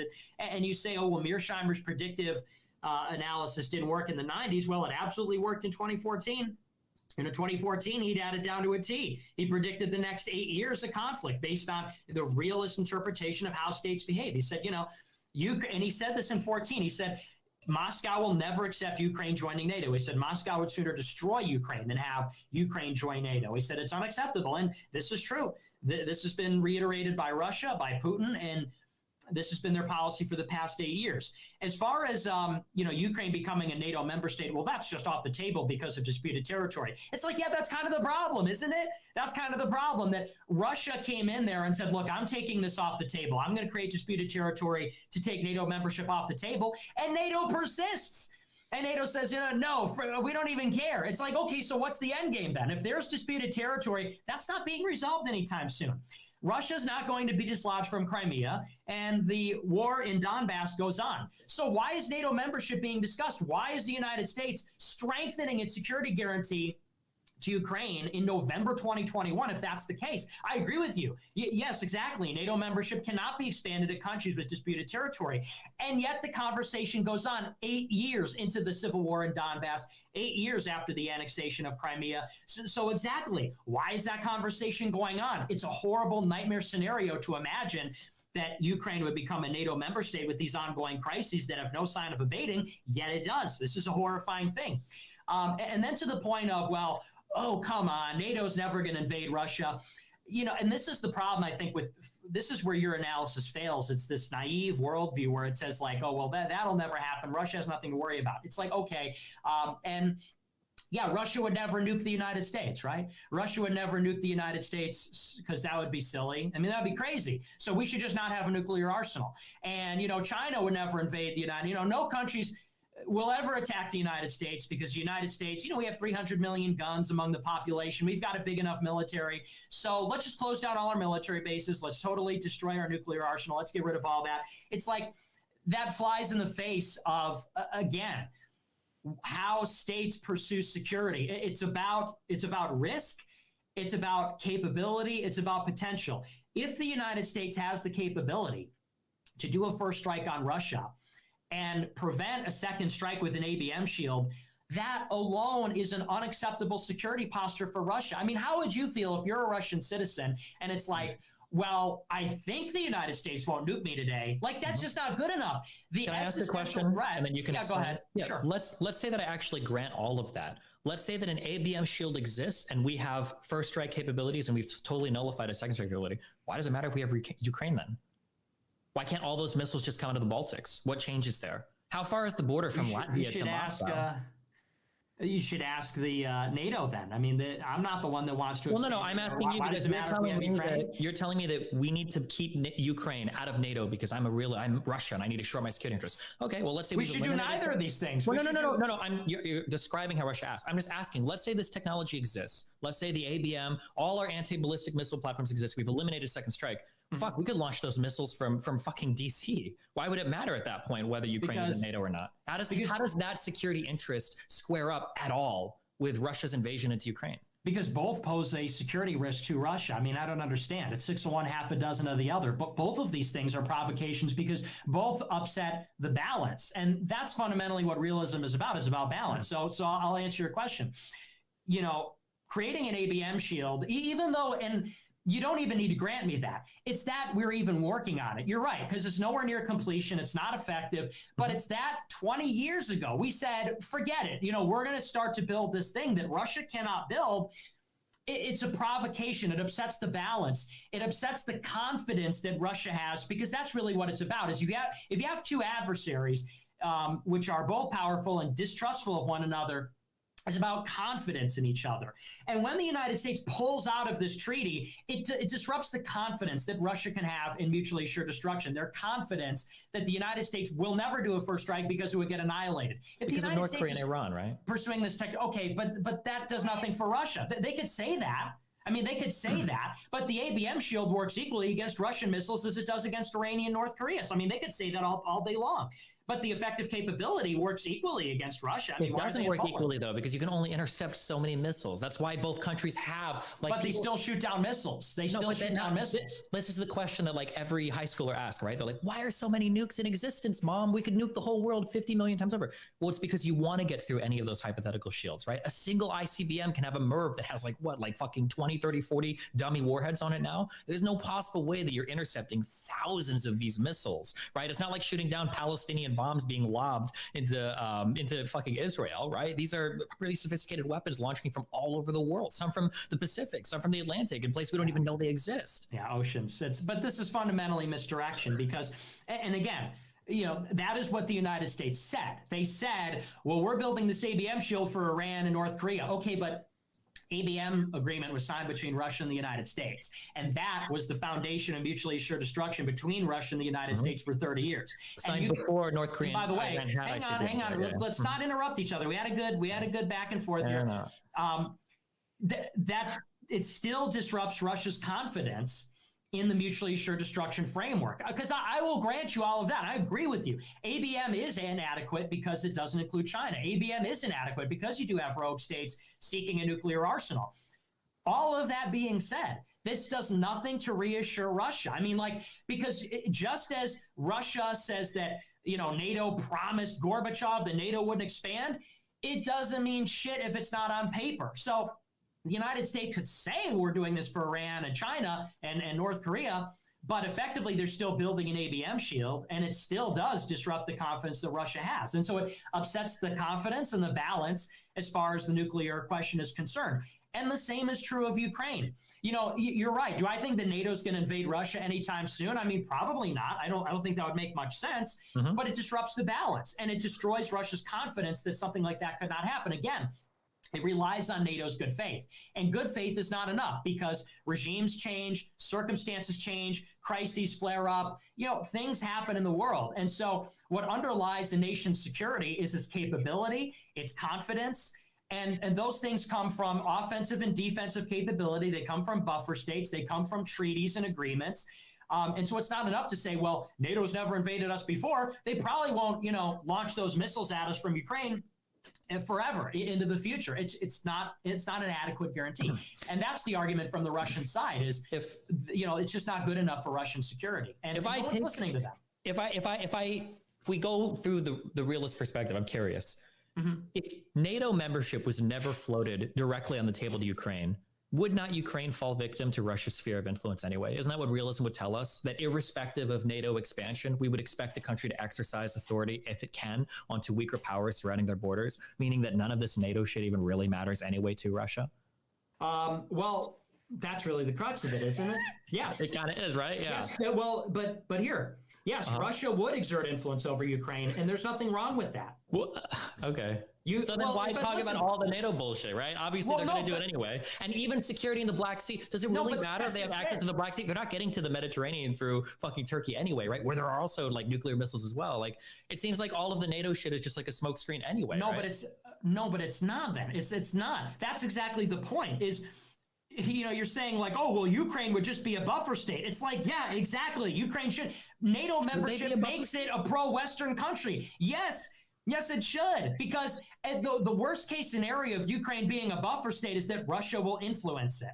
Who cares? Yes, people of Ukraine, obviously. Okay, powerful states influence weaker states. This is how states behave, and that is, in some sense, all states behave. That's not true. That is how great powers behave. Why don't we invade Mexico? Do you think the United States doesn't do this? Because we don't need to. Because we don't need to. We can. Are you seriously arguing that the United States doesn't influence Western Hemisphere countries? I mean, influence is way different than right now. We have drug issues. We've got cartel issues that exist on our southern border. If we wanted to, dude, we could. Now you're just being ridiculous. Hold on, no. If we're taking the realist perspective, if a country like Mexico existed on Russian borders, do you think that Russian would say, yeah, we understand a lot of illegal immigrants coming here. Yeah, we know a lot of it is ran by cartels, but we're going to respect your sovereignty. We're going to let you guys forget. Do you think that Russia would take the same position towards Mexico as the United States would? Absolutely. Let me just get this clear. Your position is that in an analogous way, in the sense that Russia influences Belarus and Ukraine, you're saying that the United States in that same way does not influence Canada and Mexico? Countries in the Western Hemisphere. In South America, especially through the Cold War, yeah, you could probably. No, I'm talking about today. Absolutely not. Absolutely not. Will we recognize and support? Well, here, I'm curious. Educate me. I don't know much about South American history. What are breakaway states that the United States has recognized and sent paramilitary groups to in order to defend these states? Where we shipped off tons of U.S. passports, where we've shipped off U.S. citizens in order to Americanize these places? Where has this happened in South America since the year 1991? one that's comparable to what Russia has done in Georgia, in Transnistria, in Ukraine? Like, where are these things happening? I mean, listen, if you're arguing that there's no Western influence in the Western Hemisphere, I mean, I didn't argue that there's no Western. Hang on. Don't interrupt me. I know it. See, this is what you do. Well, you're not answering my questions, but go ahead. But see, this is what you do. We're talking about a fundamental assertion here, which is how great powers act. And the fundamental assertion is, the United States influences weaker states. And then you get into, educate me about the history. You're not answering questions. I'm interrupting you. It's like, if your assertion, I don't need to back that up. I refuse to do it. I refuse to back it up because it's preposterous to suggest that the United States does not influence weaker states in the Western Hemisphere or elsewhere in the world. Absolutely, they do. How about they do? Yeah. How about in Colombia, where they backed a coup there? How about in countries? I mean, we have Guantanamo Bay in Cuba against the interests of the Cubans. The idea that the United States does not influence states, that we bully them into the TPP, we bully them into all kinds. We abandoned the TPP because of our own citizens. Of course, we influence. Do you think the existence of Guantanamo Bay? We prevent Japan from having a military. We station our troops in South Korea. We influence Saudi Arabia all the time. We influence all, Western Europe all day long. And so that's where you're sort of living in unreality, is where you say, Russia is the only country that behaves in this way. Russia cannot have and I think maybe this is the crux of the disagreement, is you think that, for Russia to have a sphere of influence over Ukraine, you literally say, well, we must do anything short of war to stop this Russian incursion. NATO membership must be on the table.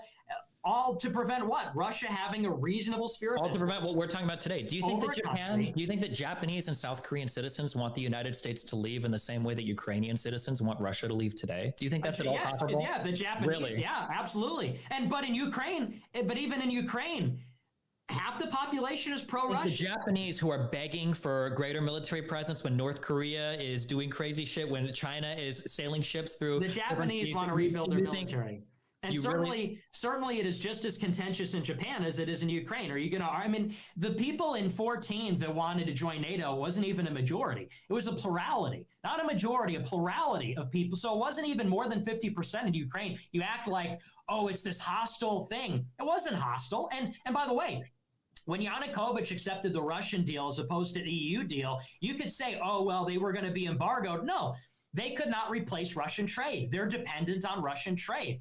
These are the kinds of soft power ways that Russia influences a state. And by the way, half the Ukrainian population supports Russia. Yanukovych was the most trusted politician in 2010, and he was democratically elected. And International Monitor said, this was a model for a democratic election. In one election, not earlier. In 2010. In 2010. He said he was, yes. And so, you laugh at that, but the point is to say you're creating this false, you're creating this completely distorted reality where, Ukraine doesn't want Russian influence and Japan wants American influence. It's like, the picture's more complicated than this. It's about how states behave. And, Ukraine, some people in Ukraine want Russia. Some people in Ukraine want the West. Russia influences Ukraine, as is how states behave. You could disagree, that's not normative, that's not right. But Ukraine was a part of Russia for hundreds of years. Ukraine was governed by Russia for the past 100 years, even when it was administratively autonomous. And, for Russia to have a sphere of influence, this is what the United States must tolerate for peace and détente with Russia. In the same way that nobody challenges America's influence in the Western Hemisphere or in Western Europe or elsewhere in the world, and in these other countries. That's just... if you're going to disagree with that, you're just living in Candyland. I to try to compare Russia's activities in Ukraine with the soft power that America exerts over the world, right? There's a reason why you're trying to say, South Korea and Japan, they feel the same way, right? I asked you to show me that in Japan, and you could show me a few protests in Osaka because of dumb Marines on base or whatever. But the reality is that we know that military presence of the United States there is welcome far more than Ukrainians are welcoming military presence from Russia into Ukraine. I hate to use this word, but it's self-evident, right? And to pretend that realism versus, say, constructivism is a better way to analyze how powers in the world work, when we look at how the United States treats members on its border, and we contrast that to how Russia treats members on its border, it obviously just, it's not a good way to analyze how countries behave, right? Russia has as a constructivist would say, an iterative pattern of behavior with countries on its border. It's continued to act in such a way. And to say that Russia's hypothetical security concerns 30 years into the future justify the shelling of Ukrainian cities today, the destruction of Ukrainian cities, the murdering and the killing of Ukrainian civilians, that all of that is okay because Russia must have a sphere of influence. And when I ask why, it's because, well, so that NATO doesn't invade. And when I ask why, it's, well, because then Russia wouldn't be able to invade. I guess if we want to use a descriptive form of analysis, we can, but morally, normatively, what's right, I absolutely don't think that we should accept that a country like Ukraine has to cut itself to Russia and become a vassal state just because of some hypothetical security concerns that Russia has because it can't play nice with the rest of the world. See, yeah. I think we're kind of like looping back and forth. I think this is the crux of it. I really believe this is the crux of it because what underlies your whole worldview is this benign hegemon narrative. You know, you can call it constructivism, you can call it whatever you want, but it's this idea that, you know, when America exercises soft power, like, well, that's okay, and they want it. And when America exercises hard power, well, you know, it's justified or something. When Russia does it, well, you know, it's evil and they can't do it. And this is, you know, Ukraine's cucking themselves. It's like, this is how great powers behave. And let's take a look at NATO. You know, you say NATO's never been aggressive towards Russia. NATO's been aggressive towards other states. You know this. I don't even have to say it. It's as you say, self-evident. The United States invaded Afghanistan. The United States invaded Iraq. They said there were weapons of mass destruction. There weren't. Why did the United States invade Iraq? Well, some would say, well, they invaded a foreign state. They genocided their population. They sought a weapon of mass destruction, et cetera, et cetera. You could say that they invaded Iraq because Saddam Hussein was a rogue actor. You know, they found the anthrax was BS. They were not harboring Al-Qaeda. They didn't have the WMDs. We invaded Iraq. In 2011, NATO did regime change in Libya because they said the elections weren't free and fair enough. Among other reasons, but... What were the other reasons? Among torturing and imprisoning political prisoners, among using chemical weapons against national sovereignty. Yeah, national sovereignty. Well, there's some levels of national sovereignty that I guess we just don't accept. When you say that, hey, wait a second. So is national sovereignty? Okay. Wait. Is national sovereignty absolute or is it conditional? It's obviously conditional on things like the Geneva Convention or international agreements, but also notice everything you said. Okay. Where has NATO exerted its power against? None of the countries that you mentioned were nuclear power. Doesn't matter. We're talking about how great states act. Sure, we're talking about normativity. Right? That's the opposite of normativity. It's descriptivity. But regardless, if we were to say that NATO should no longer expand, okay, that we're not going to do that anymore, what is the next stage? The next stage is every single non-aligned state in the world getting nuclear weapons. Is that the future that we want? The whole point of things like the Budapest Memorandum was we need less states to have nuclear weapons because the more people that have them, the more fucky things kind of get. So do we just say now that like, okay, well, every non-aligned state in, in Southeastern Europe or in the Middle East or in Africa or in South America, everybody just start getting nukes because, hey, if you got them, even if we tell you to get rid of them and we won't hurt you like we did with the Budapest Memorandum, we're still going to hurt you, right? I don't think that's a stable future. I think that security situation is bad for everybody, Russia included. Well, I'll address that in a sec, but I think that's a bit of a pivot, if you'll forgive me, because I want to explore this little, because the crux of your argument is, well, Russia violated Ukraine's sovereignty, which is an unforgivable sin, but you just said that NATO's intervention in Libya was justified because national sovereignty is conditional. So which is it? Is sovereignty conditional or is it absolute? I don't think that sovereignty is necessarily absolute. If it was the case that like Ukraine was gassing its own citizens or committing horrible war crimes, I mean, there are forums that you can go through to exercise power against people that do that. You've got the United Nations, you've got NATO. There are organizations that can do that. But who decides? Who decides? I just said the United Nations or NATO. And NATO decides. Well, that's very interesting, isn't it? So the NATO alliance, which is formed counter to Russia, they can decide when sovereignty is suspended or not. Russia, when Russia says we're going to invade Ukraine for our vital strategic interests, that's not a good enough reason. Sovereignty is airtight. Oh, Libya tortured some people? Fuck sovereignty. We can intervene. We can do whatever. Oh, Saddam Hussein is doing some wonky stuff. We can invade. Libya is your worst example, okay? Because sometimes NATO goes in at least without.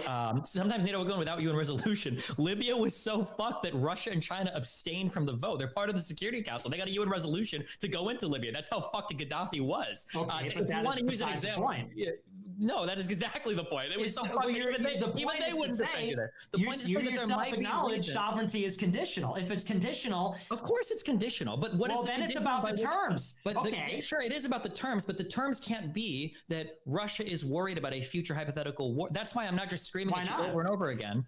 I'll get to that. I'm not screaming at you over and over and over again that Ukraine has sovereignty, and that's the only reason why they shouldn't be invaded, right? Russia doesn't have justification for invading Ukraine. The future hypothetical threats to Russian sovereignty can't be used as an invasion to another sovereign country that's not in violation of any UN resolution. Why not? That's not because it just doesn't, because that could be used to justify the invasion of almost any state in the world by any great power. No, it can't. Why not? Because Russia wouldn't say Mexico is going to deploy surface-to-surface missiles that can hit us in 5 minutes, and a NATO base in the Black Sea displaces our Russian base. So no. Sure, the United States could invade places in Venezuela. It literally applies to two countries. No, it could. The argument that Russia's making applies to exactly two countries, George. The United States could invade Cuba right now if they wanted to, using that. Yeah. Yes, and they would. And we don't. So your realist perspective. But they did. The Bay of Pigs. The Bay of Pigs. The Bay of Pigs. Legitimately didn't. That's why the Bay of Pigs failed. Right? No, the United States did not successfully invade. Because they were incompetent, but they tried. Oh, because they were incompetent. The United States failed an invasion in Cuba because they were incompetent. If Russia fails, are you going to say, oh, they didn't invade? If Russia fails in this Ukraine war, are you going to say, oh, well, that just didn't happen because it didn't work? If the United States played by Russia's rules, we would invade Cuba right now. We already have, I think, Guantanamo Bay isn't. No, because there's no Russian defensive alliance in Cuba, and there's no surface-to-surface missiles in Cuba. That doesn't matter from your realist. Cuba's not talking about nuclear rearmament, and if they were, we would invade because we did in Bay of Pigs, and we almost went to nuclear war over the Cuban Missile Crisis. That doesn't fit your realist perspective, Nick. Whether or not Cuba has those arms, I would just repeat back to you that strong nations seek to exert their influence over weak nations. Cuba is a weak nation next to the United States. Why don't we just invade them and take them over? That's what Russia would do. Because they're not putting surface-to-surface missiles there. There's not a defensive alliance there. Cuba is pacified because Cuba is completely pacified. No, you already admitted Cuba poses no. You already admitted to me that even if NATO was off the table, Russia would still seek to exert influence over Ukraine. It might even still take over Sevastopol. It might still, which might be taking Crimea, right? In the same way that we influence Cuba, and that's not the same way. We don't send militaries down there to take over ports in Cuba. Okay, we don't. Now you're just trying to confuse here. Which is it? I mean, we're talking about Russia influencing Ukraine absent the military alliance.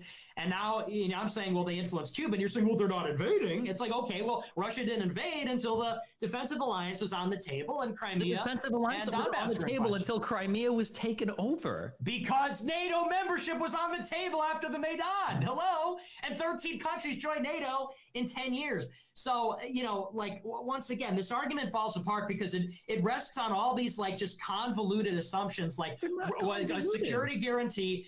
Like Russia can count on our good faith. The United States doesn't influence weaker states. The Western Hemisphere isn't secured by the Monroe Doctrine. Like if Cuba became part of a Russian defense alliance, we wouldn't do anything.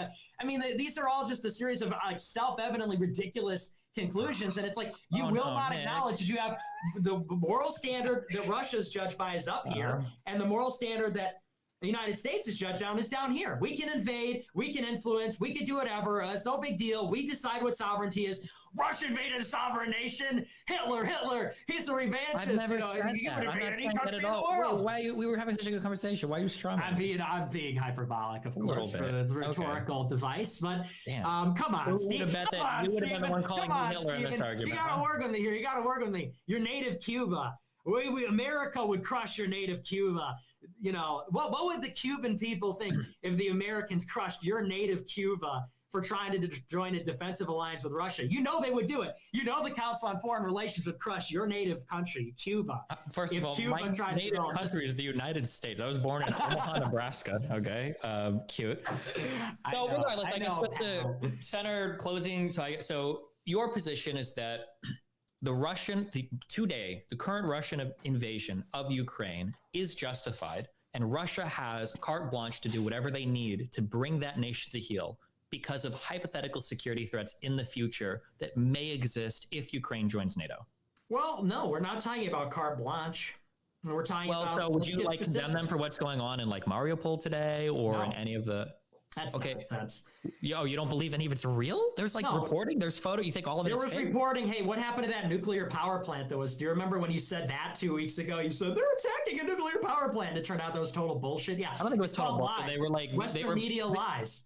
So just to be clear, what's on the table right now? So Mariupol is not cut off from like electricity, water, food, not cut off from humanitarian aid with Destiny, hundreds of it's a thousands. You don't war. think any of that is? It's a war. This is the conduct of war. Sure. So they have carte blanche to shell the city, to bomb theaters, to bomb hospitals, whatever. That's what they did in Aleppo, right? That's what they did in Aleppo. Every single hospital and every single FSA occupied area was bombed. So those people had nowhere to go except back to Assad. This is Russian strategy You're saying 101. blank check. You're saying it's not a blank check. They could What they did in Grozny, that city was more destroyed than any other city in the world because they were frustrated that their military wasn't advancing fast enough. We're seeing the same thing happen today. This is such a sad pivot. See, I mean, you lose on the fundamental point. I'm talking on the actual. I'm just asking you if like they have the right to go in and conduct war and destroy as much of Ukraine as they need to bring them to heel because of potential hypothetical security threats. If they wanted to destroy as much of Ukraine as they needed to, the war would look very different than it does right now. And you know that. But it's taken a different turn, a darker turn. Okay, see, but not, it's a limited military engagement, and as far as it is limited. Yeah. They're not attacking Poland. They're not attacking the Baltics. They're not.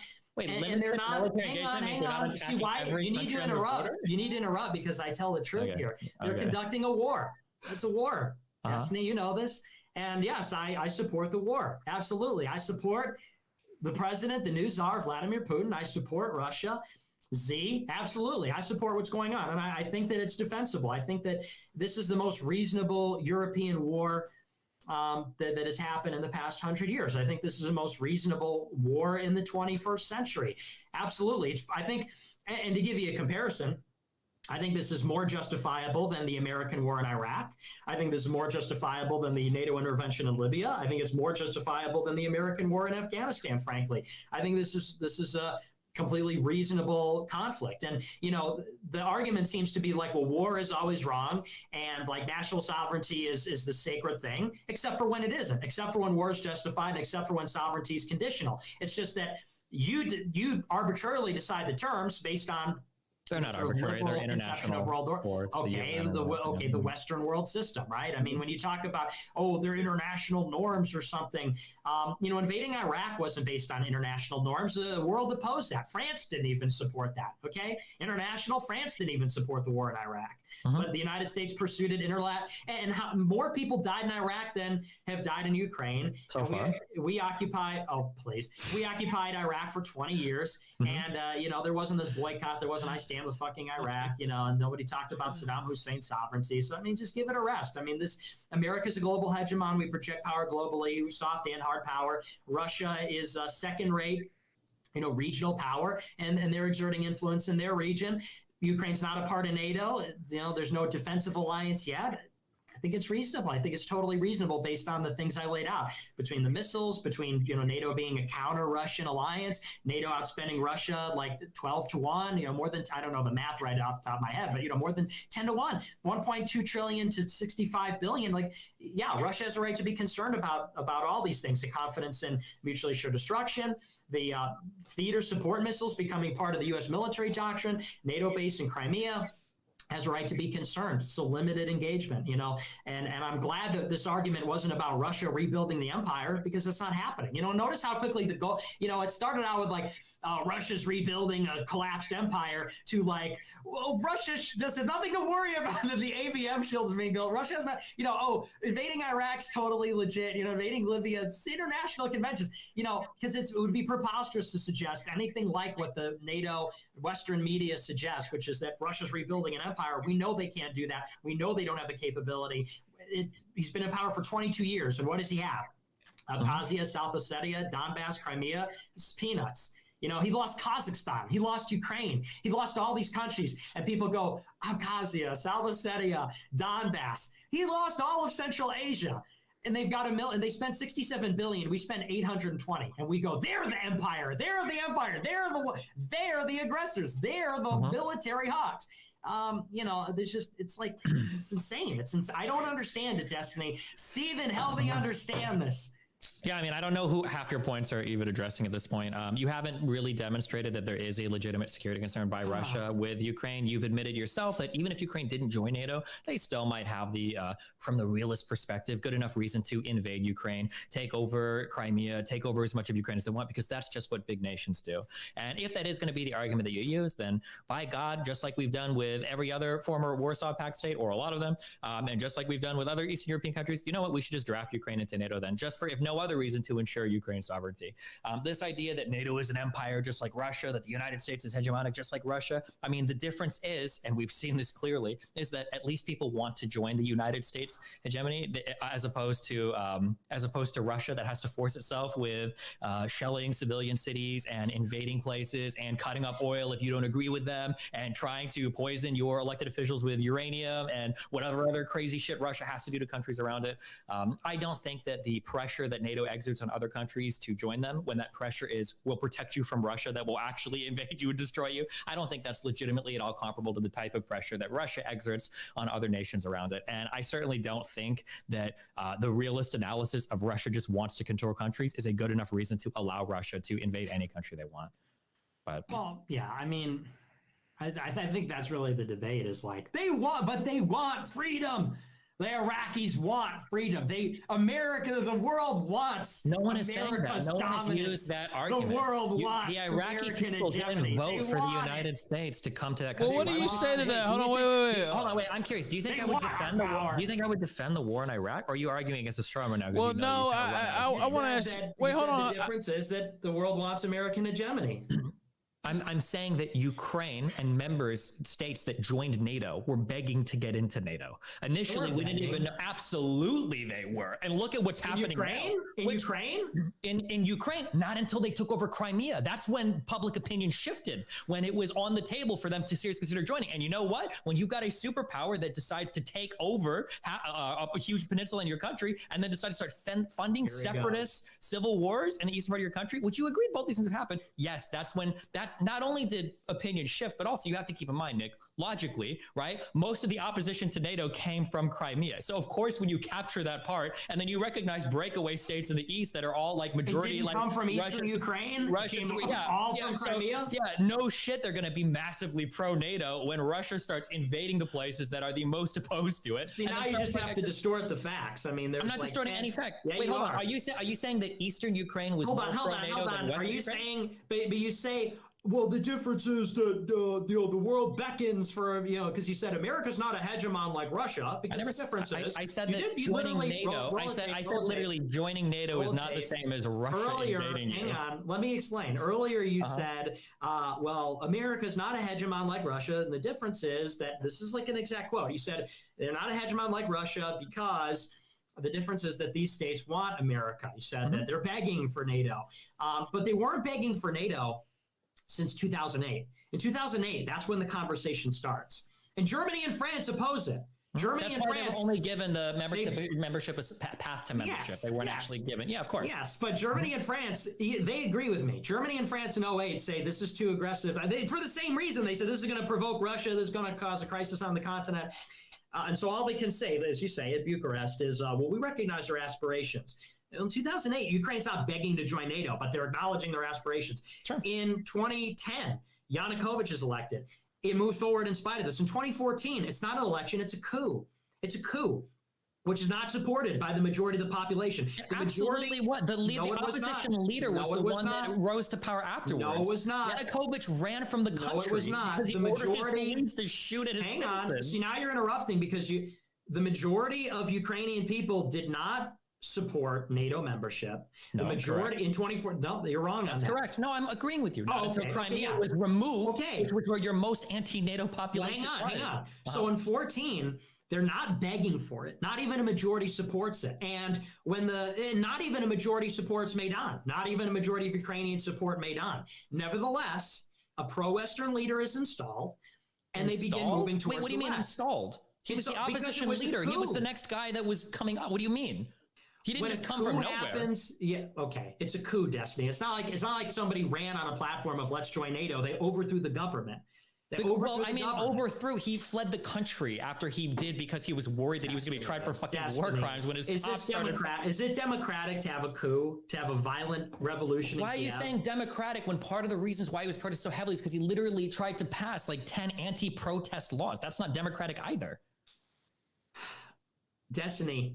When you overthrow the government, but you're when the government makes it illegal to protest and starts killing protesters, that's not very democratic either. So what are our standards now? So what are our standards? If some people don't like something the government does, then elections. Now democracy is when the people overthrow the government because the government passed an anti-protest law. So which is it? Is it about what the people want? I don't know is it about sovereignty, or are all these things conditional? It's apparently it's conditional. Of course, everything is conditional, Nick. Why are you acting like Destiny? Are you saying that committing crimes against humanity will forfeit your sovereignty? Of course. This is unraveling. Like, it's unraveling. Nothing is unraveling at all right now. Here it is. Like, here's why. Tell me why. Because you're the crux of your argument is you say like, well, when the U.S. exerts influence on Ukraine, that's okay. There was Euromaidan was not a U.S. driven protest. Okay, but the point, we're not talking about Maidan right now. We're talking about NATO membership. Okay. No, we were just talking about Maidan and the coup. No, we're going back. We're taking it a step back to NATO membership.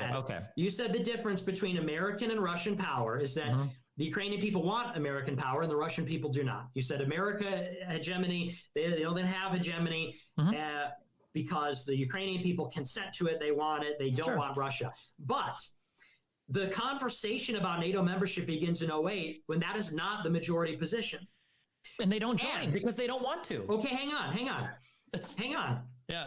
And in 2014, it's still not the majority position. And they still don't join because they don't want to. Hang on. Why are you jumping the gun here? It's because you know what's coming. What's coming? You know what's coming. Because when their minds change when Russia invades them, they're like, okay, we changed our mind. Now we want to join NATO. Is that supposed to be surprising? This is so sad for you. It's so over for you. I'm losing so high right now. Yeah, tell me. Yeah, you are. Okay.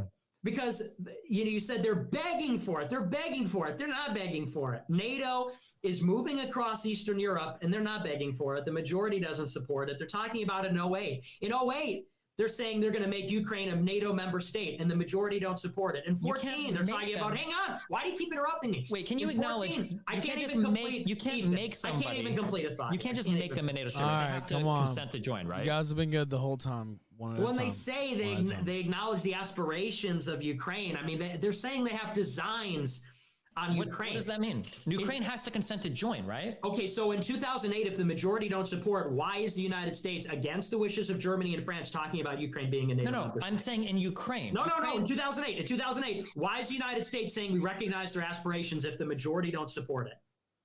Because they can recognize their aspirations. Ultimately, it still has to be approved by every NATO member. Come on, obviously. No, I'm asking you. Why would they say that? They're not begging for it in 2008. So why is the United States saying? How is that relevant? It doesn't change the fact, Nick. Will Ukraine join NATO against Ukraine's will? No. Okay. Will Ukraine be taken over by Russia against Ukraine's will? No. That's the difference. Yes, of course, Nick. No. What do you mean no? Then why is there a war right now? What are we fighting over? What you're arguing is that there's a principal moral difference, a normative difference in how the United States exercises influence as compared to Russia. But this is not the case, because in 2000, Israel, and by the way, and you yourself said, the United States was pushing more strongly about Ukrainian NATO membership. They watered down what they said at Bucharest in 2008 at the behest of the Germans and the French. They watered it down for NATO to say, we recognize their aspirations. They weren't begging for it in 2008, but yet this was the conversation. That was a diluted proposition, was we recognize the aspirations. And then in 2014, the government is overthrown by a coup that is not. And in 2014, the majority does not support NATO membership. And in 2014, the majority does not support the Maidan. So your argument rests on this idea on two things: that Russia violated sovereignty and Ukraine has a right to self-determination. But both of these things are in doubt now, because now you're saying, well, the coup, it doesn't matter that the coup wasn't a democratic election because, well, Yanukovych did an anti-democratic thing. And even though the coup that wasn't popularly supported by half the population, it wasn't an election, overthrew him and installed the pro-Western leader. Oh, well, it doesn't matter at all. It's like, okay, so which is it then? But all of self-determination and national sovereignty both appear to be completely conditional. Because it's a coup-backed government that creates the crisis in Crimea. and it is, national sovereignty, which you say is conditional and apparently determined by NATO. So, that's where the argument falls apart here. Okay, so so put it simply, you keep saying that it's a coup-backed government. The government had popular support post-revolution. Or was it elected? Was this a? They held elections afterwards, and who kept winning? Pro-Western leaders. But that's not the constitutional process, is it? So so now the constitutional process. I mean, wasn't it voted on by every member of parliament afterwards? Didn't they take a vote in parliament after Yanukovych left? Did they not? Was that not the constitutional process? No, there's no constitutional provision for a revolution, obviously. I mean, would you say that if on January 6th, if the Republicans overthrew the government and then the Congress voted for Trump, would you say, oh, yeah, that checks out? Yeah, that's legitimate. Of course not. Of course not. If it seemed like the majority of the United States supported it, if Trump held an election afterwards and he won the election, then yeah, I mean, probably it seems like, I mean, like it's still a form of like coup or revolution, but like to pretend that it would be like a more apt comparison is you're trying to make it sound like Trump at the very least, like him or hate him, had massive popularity in the United States, right? It's not like Trump was like an installed leader. Let's say that Trump did win that after a quote unquote coup. Would you call Trump an installed leader after a coup? Probably not. You would probably be here making the argument, well, Trump enjoys wide support from the majority of the United States. Yeah, but you're realist. You're the liberal. Nobody uses realism. Nobody cares about realism. Nobody uses these arguments. It doesn't matter. You believe? Okay? Oh no, it does matter because I'm a realist. It absolutely doesn't. I would say advantage. Is good. Whatever is good for America is good. You would say, as the liberal, well, it wasn't. Hold on, wait, I haven't even finished responding. You cannot call it a coup, okay? When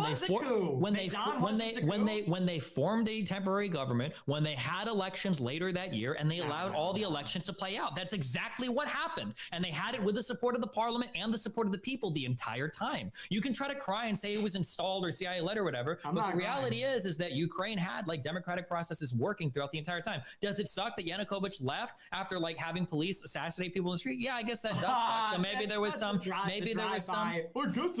It was a coup. So your argument goes something. Let me just paraphrase your argument so far. America does not influence weaker states. Maidan was not a coup. And there is no security threat to Russia posed by surface-to-surface missiles in Ukraine. Okay. Oh, okay. Yeah, it's all. It sounds legit to me. Yeah, it checks out. Maidan wasn't a revolution. Because now we're in the like make up what other people say phase. So I think we've hit rock bottom on this argument now. People can discern for themselves. People can discern. I mean, that seems to be the argument. Russia has no legitimate security threat by shield and the surface-to-surface. You even admitted that even since NATO, they would still invade Ukraine. So it seems like you agree with that as well, yeah? Okay, sure. All right, now, we could, I'm going to look through here and see if we have some questions from Super Chat and stuff like that. I guess if you guys want to put like a capstone on each of your presentations here first before maybe I go to that might work too. I don't know. It's up to you guys. Or do you want me to just look for questions? I think a closing statement would be in order. Yeah, and then I'll do questions after, right? So you guys can have your presentation down pat. Yeah, okay, so go ahead. I think, I don't recall fully, but I think it was Destiny that led off, right? So, okay, so that would be you leading off here then, and then Nick. No, let Nick lead off here. I led off with you. No, you. No, wait. I'm not going to give you the final word on the oopening statement and the last word. Are you serious? Well, it usually rotates. Hey, or we can do normative laws of debate says the normative law. You're invading this debate. You're suspending normative. Well, it's because you got the lead off. Sovereignty in this conversation, so you have to decide which hegemonic influence. Well, it's because you had the lead off. I mean, I wasn't trying to stack the deck either way. That's the only reason. I just thought that was the normative rules, kind of that you should have the first on the closing since you had the first debate. I mean, if you really want to close, I mean, it's fine. I really want to close, but he does too. So now we have a conflict here that you have to resolve, Ralph. Well, you know what? If I had a coin. Being first is a privilege and being last is a privilege. Usually the person that goes first in the opening goes first in the end. I'm looking for. I don't actually have. He's looking for a UN Security Council resolution. Hold on, Robert's rules. Robert's rules of order. Let's go. Let's check them. Let's check them. I thought I had a coin around here somewhere. Surely to God. Let's post E to support Ethan Ralph's war. You would think I could go downstairs and actually flip a coin. You know what? I'll go downstairs and get a quarter if you want. Ethan's campaign to Richmond. And that's so fucked that I don't have any coin here. Like Like you would think. Okay, can you guys argue for a couple more seconds while I go get a coin? Because I'll just go first. I mean, it's not even appropriate, but I'll go first. I mean, Ukrainian citizens have the same resiliency that I have. If he's willing to see that, I mean, you repelled the attack. You repelled. Yeah, okay. If you're willing to see that, my then, generals have been killed. I'm encountering the ghost of Cuba, the ghost of Havana. Thank God, he flies over the sky, shooting down cozy TV streams one at a time. This ghost of Omaha is destroying my capabilities. Ugh. All right, go ahead then. Go ahead. I'm so mad. Okay, all right. So in closing, I think that was basically a nice summary enough. Just at the end there. And I don't want to go too long, but the crux of the argument is this. America is not a benign hegemon. America is the world superpower. And with NATO is a hyperpower still. $1.2 trillion in military spending, more sophisticated capability than anybody can recognize. And all it takes is to put yourselves in the shoes of the Russians and in Moscow to understand where Russia is coming from. The suspension of the ABM Treaty in 2001, the suspension of the Intermediate Nuclear Forces Treaty in 2019, these in themselves are dramatic provocations. The reintroduction of theater support missiles into Europe destabilizes the balance of power. And that is, of course, notwithstanding the largest concern, which is the continued expansion of NATO since 1999. NATO is an explicitly anti-Russian alliance. It's formed to contain Russia and principally to contain Russian influence and power. After the Soviet Union dissolved and Russia became weaker, NATO remained and expanded.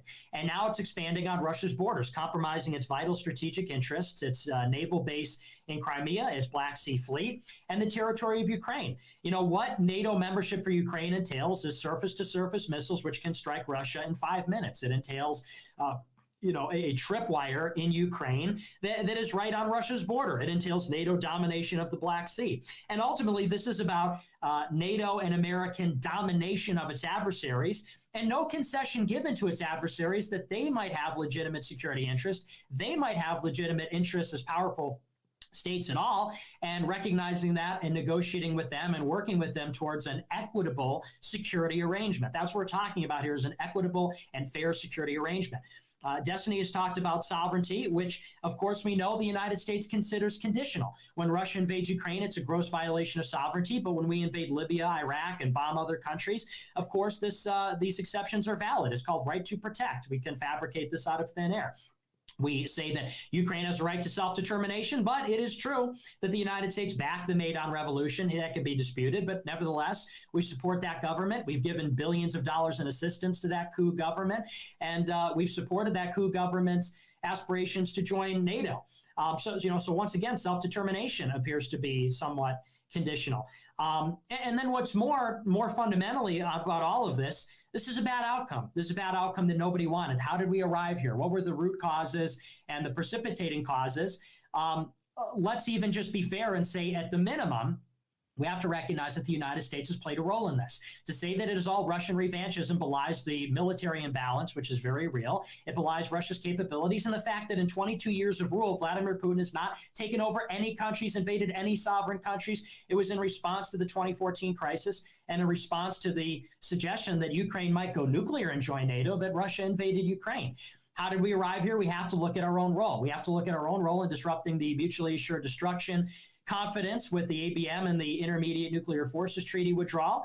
We have to recognize our role destabilizing other countries around the world with NATO aggression. We have to recognize our role in expanding NATO in a way that Russia's repeatedly said makes them uncomfortable, and even where they've drawn red lines. And so, if my victory condition in the debate is merely for people to say NATO played a part and Russia has some valid interest here, I think we cover that. I think I won on those grounds. The other side has to say that America is a benign hegemon. The world wants American power. The world invites American power. American power is innocuous. Russia has nothing to fear. Russia has no valid concerns. It's just run by a corrupt despot who's only using security concerns as a pretext for territorial ambitions. I think throughout the debate that was made, I think from the outset that was conceded not to be true. So that's my closing statement. America's not a benign hegemon. This is a limited, reasonable military engagement, certainly more reasonable than the things NATO has done in this century. And I support Russia. Go Russia! We salute the brave soldiers, the Moscow's finest, the Tsar's finest, as they liberate Ukraine from the Western dogs. So that's my closing statement. Z. I will concede the entire debate to Nick of whether or not America is a benign hegemon. Unfortunately, that is not at all what we came here to talk about today.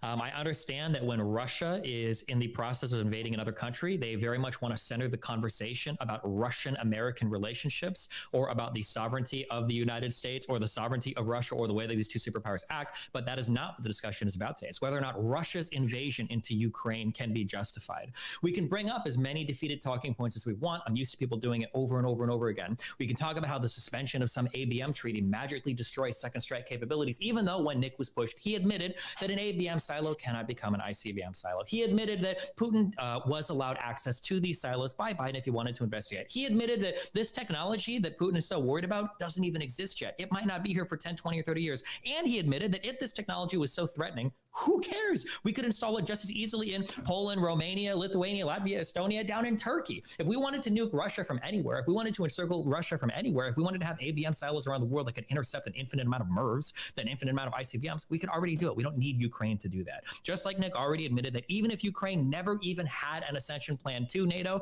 Russia, in the realist perspective, would just invade them anyway. They have a right to it. Why? Because of strategic interest in the Black Sea that Turkey is constantly threatening anyway. Controlling Sevastopol doesn't get them through Istanbul, doesn't get them into the Mediterranean. There isn't even a good strategic reason around the world why Russia would have access to these ports, how it would help them. And the idea that capturing Ukraine, the idea that Russia invading Ukraine is representing the same threat to their sovereignty as Ukraine democratically choosing to join the NATO alliance, the idea that America is this benign hegemony and they've never done anything and blah, blah, blah, that's absolutely not true. I've never said it. But there is the fact that there is an old Eastern European saying that if you call for America, America will come. If you call for Russia, Russia will come. And if you call for no one, Russia will come. There is something to be said for the fact that these countries, whether we're talking the Baltics, whether we're talking Poland, Romania, any Southeastern Europe, there is the fact that these countries are looking towards NATO and they want to join NATO. Their citizens are voting to join NATO. We can't even accept just one or two at a time. It always have to be in batches of 3, 4, or 5 because we don't want to accept only one because it'll cause conflict in the countries because people are so desperate to get into our military alliance. And the only thing that Russia has done with their continued aggression into Ukraine has proven today more than ever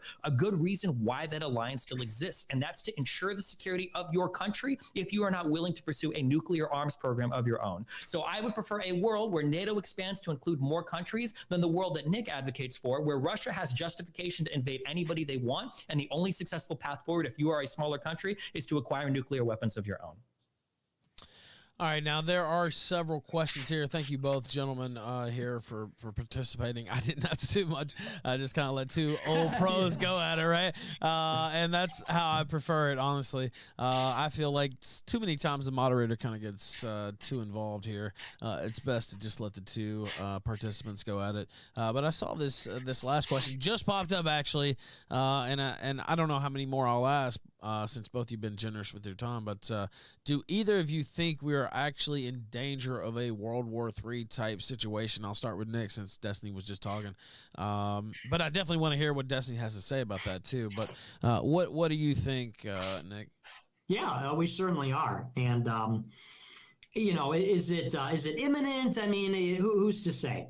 The problem is that, you know, whenever you've got these disputes between great powers and nuclear powers, it's always a risk. And the biggest concern is people don't take it seriously. You know, honestly, when people say there's no threat of World War III, that's actually when World War III is you know, the most likely, because it's people's assumption, it's people's confidence, like, oh, that'll never happen. That's really what brings it about. So I don't think it's likely. You know, the United States won't impose a no-fly zone. Russia's not going to attack NATO. So, you know, I don't think it's likely. But you don't like to see this kind of conflict. You don't like to see Russia or the United States being invited to impose a no-fly zone over a country that Russia's invading. So certainly we're closer to it now than we were 4 weeks ago. All right, go ahead, Destiny. I think that Biden has done a really good job at being responsible about dictating the exact terms to how the United States would participate in this war.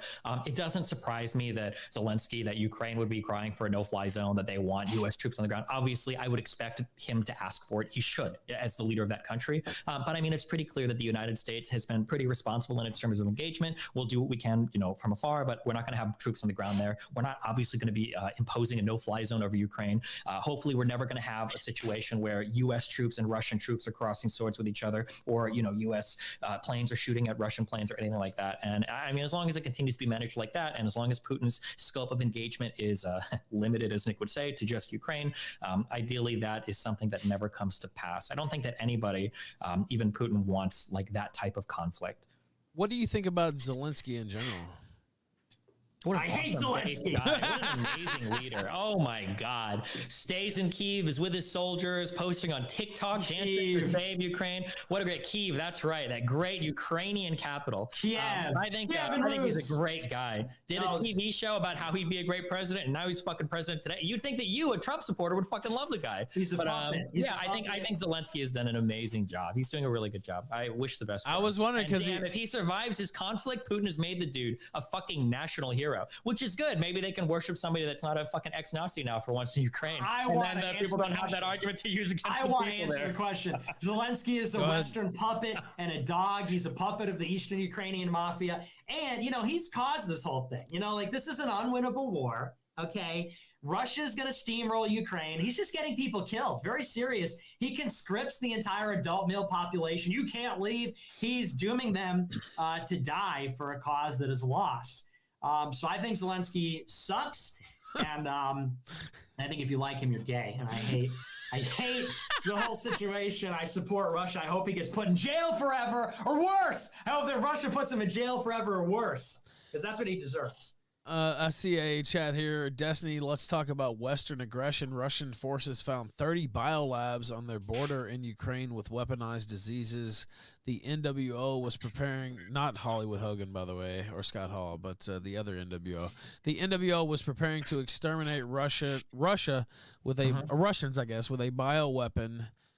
And he ends it with an insult. I mean, this is all bullshit, and I think Nick knows it, and that's why he was smart enough not to bring any of this up. I mean, the United States the United States funds research labs all over the world. I mean, especially in the wake of the coronavirus, like we have research labs all over the place that are doing research on deadly pathogens. I mean, it's part of what we want happening around the world. You don't want countries managing this stuff with no foreign oversight. We want to be able to share our intelligence. We want to be able to share our biological understanding with these labs to make sure they're conducting research in safe and effective ways. The idea that there exists some top secret bioweapons labs in Ukraine to target fucking Russian DNA, like that's even possible. I know the Russian State Department has tweeted out some wild shit, but I'll hold my breath until some actual evidence of these insane fucking fox-dye bioweapons come out of any Ukrainian labs. And I think it's a little bit sad if you're a person, you do think it's good that all biological research around the world should be like contained with its own country without sharing any intelligence, any resource or anything with anybody else. It's just not how bio research works today in the world. Go ahead. I just think that's so funny. I mean, like, I hope that people see the kind of like Western hubris on display. It's like, so, I mean, there's this concession that these biolabs studying deadly pathogens like are there in Ukraine, but it's once again, it's sort of hand waved away. We do research all over the world. This is just like what we do, folks. It's like unconscionable to imagine Russia or China.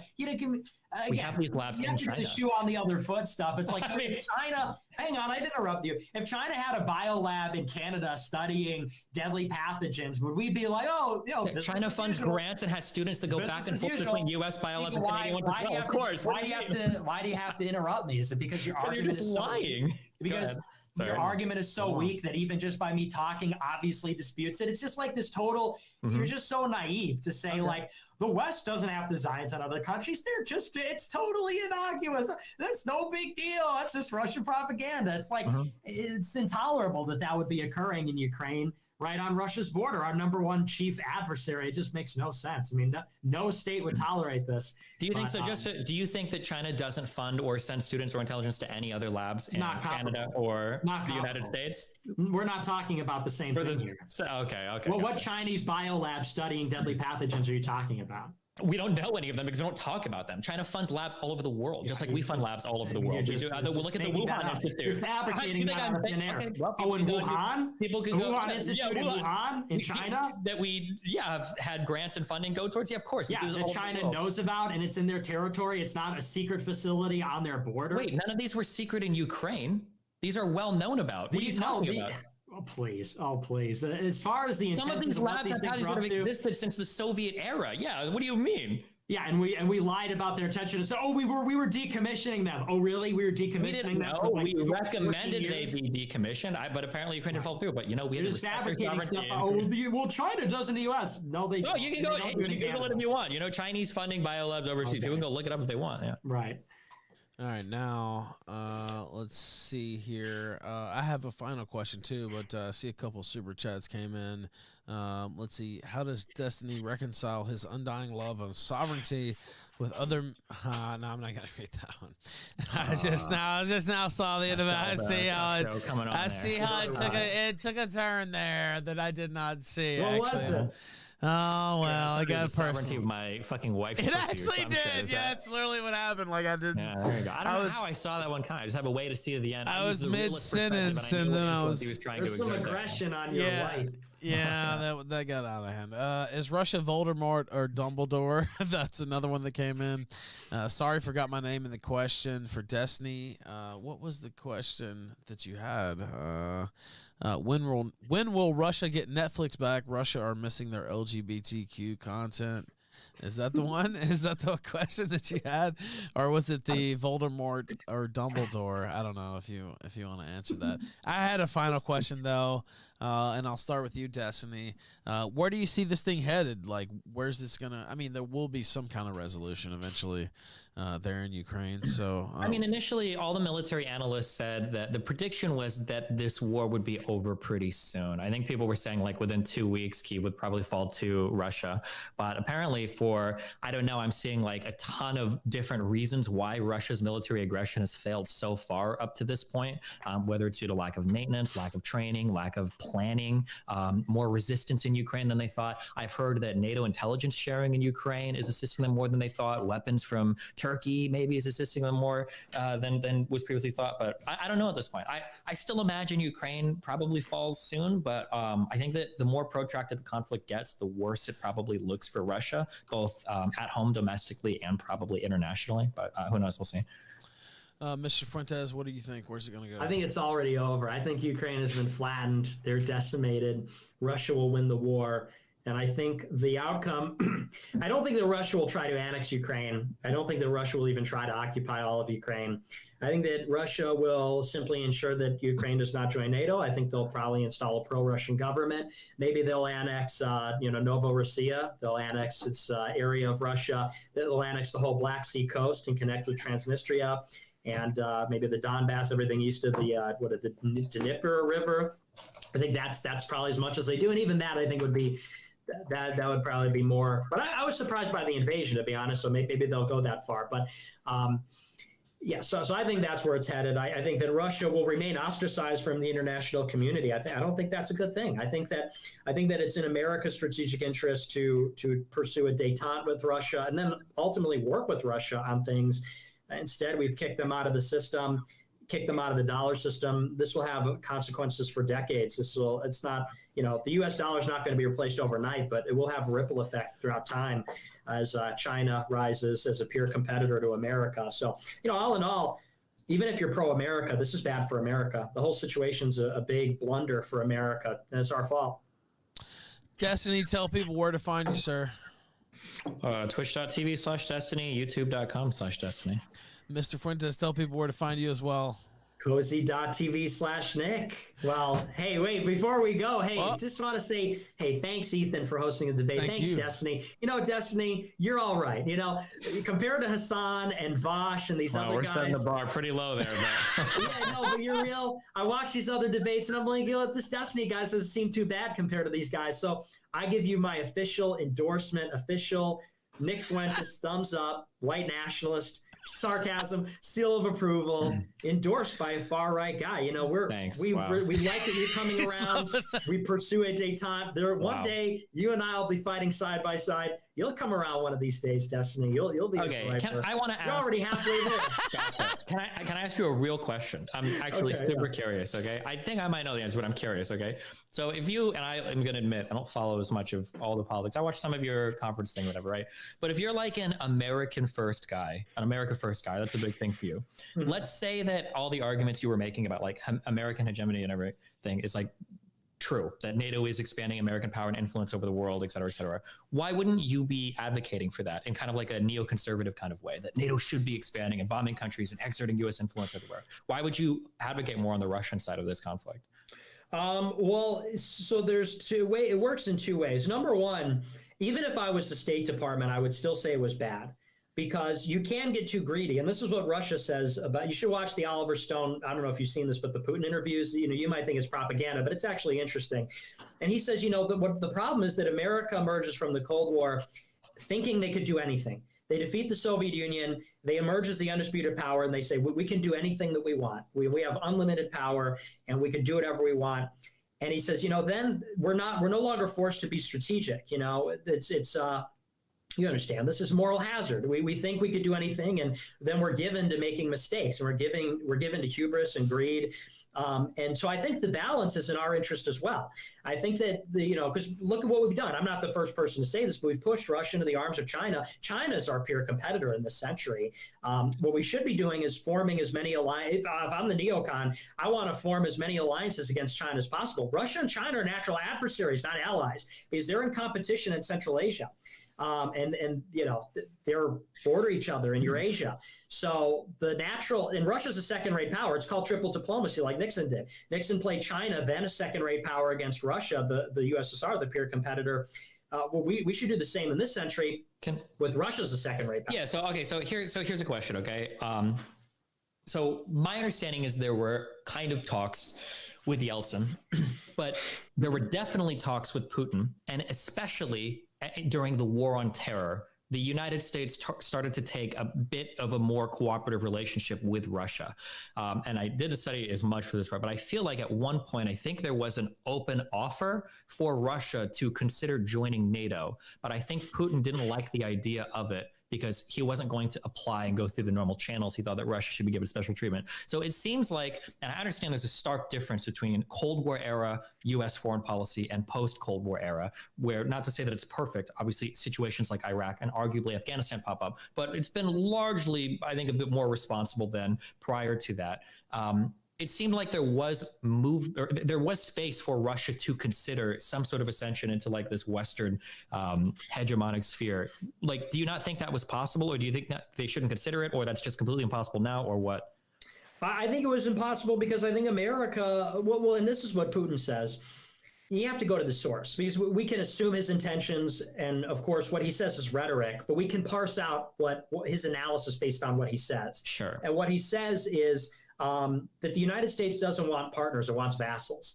It does not want Russia to have sovereignty in the true sense and independence in the true sense and have its own independent policy. It wants Russia to be like Germany, France, or the UK in the sense that they just sort of follow what the US says. That's what Russia says. Now, Putin also says that he said to Bill Clinton in 2000, he said, maybe Russia could be a part of NATO. And Bill Clinton said, oh, yeah, maybe. But what Putin also alleges is that in the Chechen War, the United States was talking to Chechen separatists and even Chechen terrorists. That's the Putin claim. And Putin says that he brought that up with George Bush, and George Bush said, I'll kick their ass when I found out who did that. And it went on. And then also, you do have the ABM thing, you do have these other things. And by the way, like Putin was cooperative with the West. Like Putin allowed the West to use Tajikistan as a base to send troops into Afghanistan in 2001. Russia was the first country to call George Bush after 9/11. So there was this cooperation, but I think that soured. And, your side would say, well, that's because Putin's like this evil dictator. I mean, I'm sorry. Go ahead. Yeah. Well, that's the NATO rhetoric. But the Putin side says, well, America wanted to subordinate Russia, and Russia didn't want that. And when Russia didn't want that and chafed at that, America didn't really care. And America just, it's unfortunate that it's out, because I think that would have been the ideal arrangement. But I think that America wants to control everything. They're too greedy. They're too prideful. They want to control everything. And this actually backfires on America ultimately, even if you're the State Department. Do you not think there might be an argument that Russia doesn't want to join NATO? Because I don't buy the arguments of you're somehow forfeiting your sovereignty to NATO, when you've had countries within NATO that abstain from joining NATO-led invasions because of disagreements. You've got France, who's famously and historically been pretty NATO skeptic, where they've even driven down their support, I think it was 2010. They finally fully recommitted to NATO operations. So, I don't feel like Russia's sovereignty would be threatened as much. It feels more like they want to be that multipolar world. They want to be the other world order. Not I don't mean that in a dictatorial, evil, bad guy sense, but just that it feels like Russia is one of the only countries in the world that can rival the United States in terms of recent military history, nationalism, that sense of pride and honor, and, being the enemy and Rocky and all of that, having the big country. It feels like it's that kind of sense, that there is some unique cultural aspect of Russia that doesn't need to just be partnered with the rest of the world, but deserves its place on a pedestal next to the US, is what it feels like. Yeah, I agree with you. I think that is what Putin wants. Putin wants Russia to be a world power again.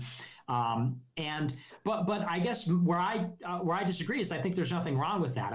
That's what it means. Russia is a great power. Putin wants Russia to be a great power. And what that entails is a great power has its own agenda. It has its own interests. It has its own engagements. And a great power can cooperate with another great power, but it's not going to be subordinated to the American-led world. And this is how the continent of Europe was throughout the 19th century.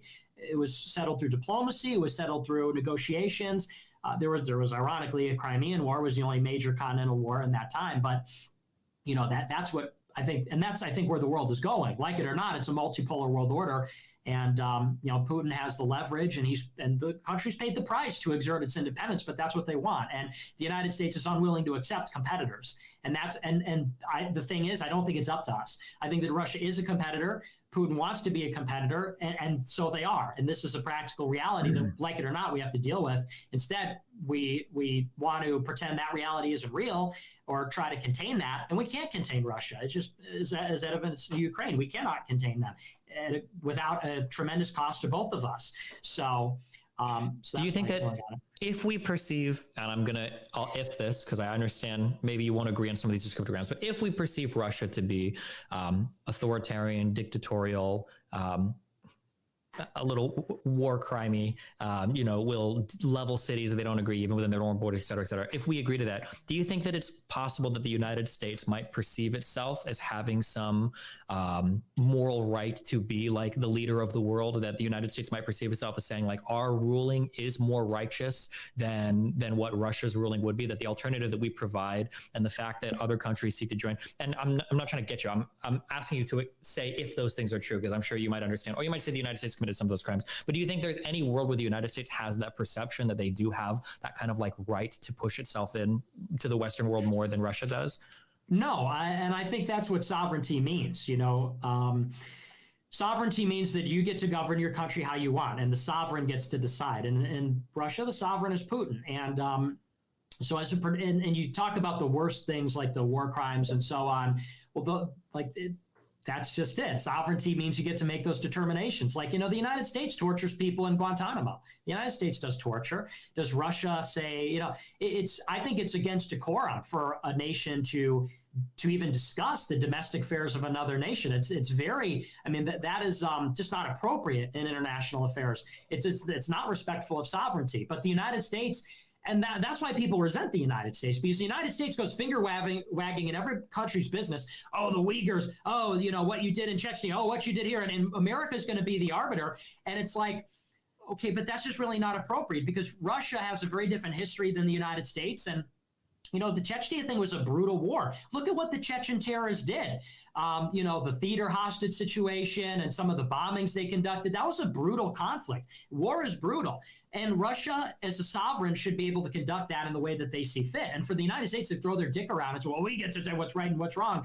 And But if people do that to America, well, that's whataboutism and whatever.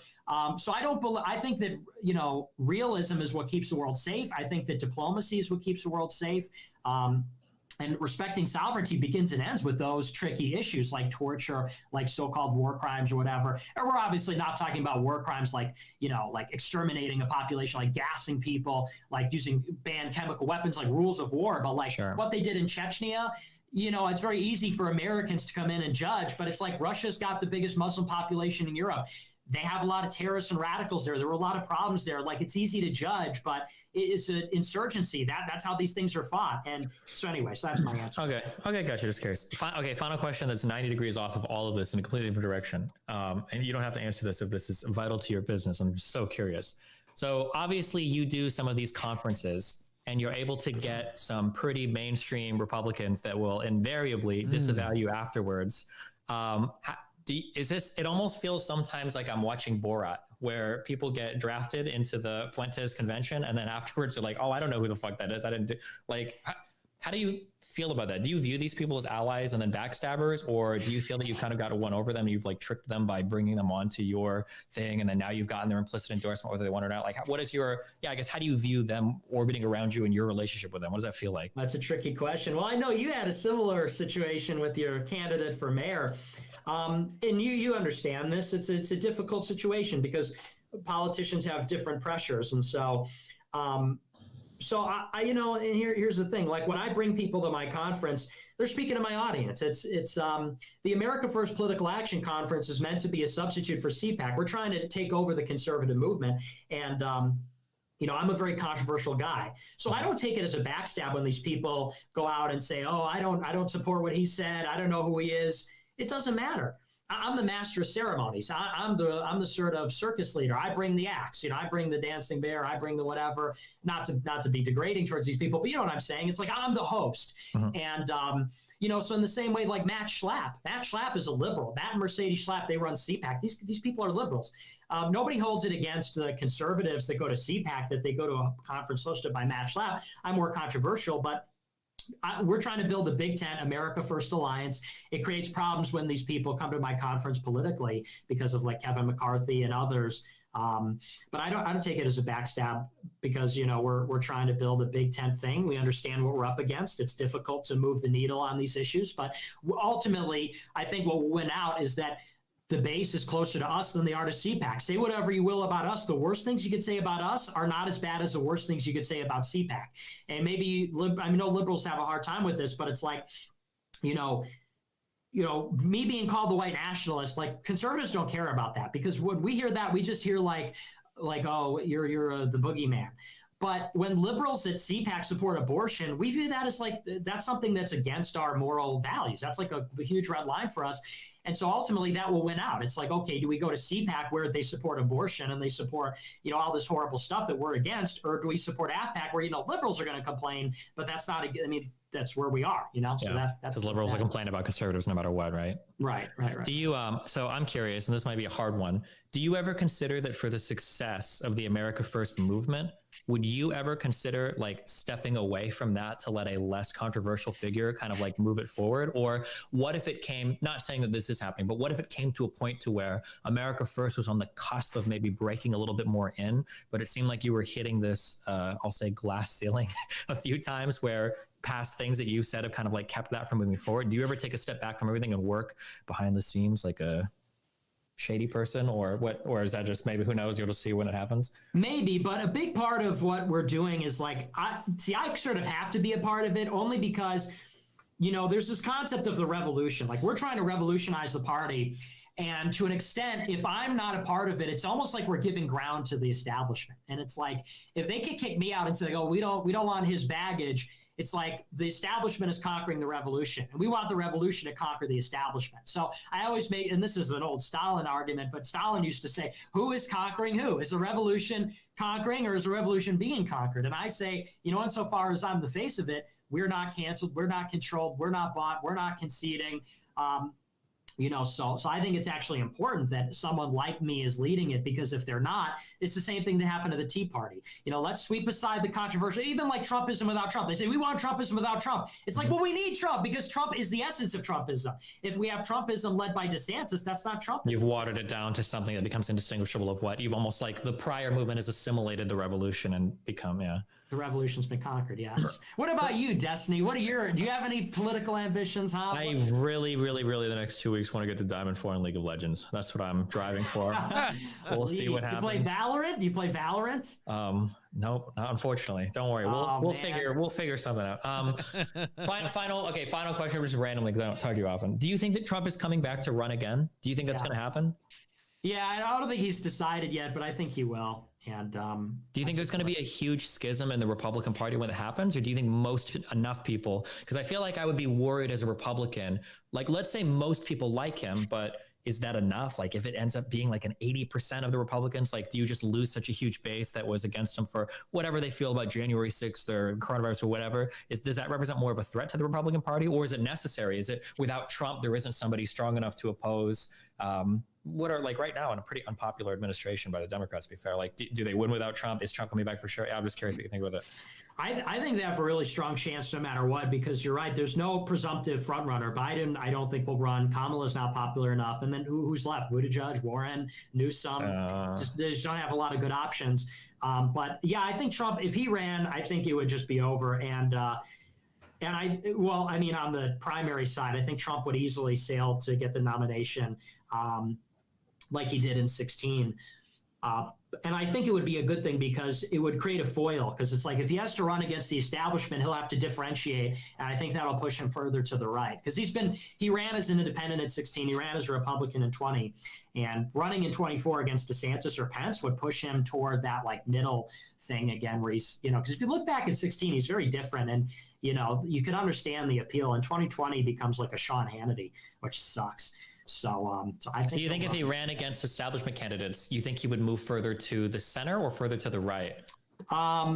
Seems hard because it felt like Trump was more of like a character and like a cult of personality rather than like a consistent set of I'm sure even you would admit this. Trump is not like a man of conservative principles and values, right? But he definitely had like a character to resist the establishment that was relatively unique in him. That wasn't like maybe the beacon of values like somebody might say like Pence or somebody is, whatever, right? So do you think he moves further to the right or more moderate if he has to run against like a bunch of like Ted Cruz, Mike Pence-esque DeSantis figures or whatever? Well, it depends on how you view the spectrum, because Pence and Cruz are more so-called like traditional conservatives than Trump is. Mm-hmm. But I view Trump where he is more right wing, because I view Pence and Cruz as like they concede a lot of ground to liberals, and like this free market stuff and limited government. I view that as actually middle, as opposed to Trump, who is more like it's big government. I don't think big government is left wing. Like Trump said, we're going to take care of everybody, with healthcare. Like that's not the free market position on healthcare.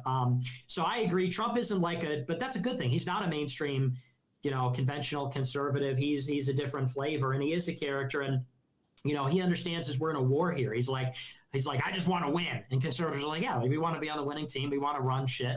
We want our side to win.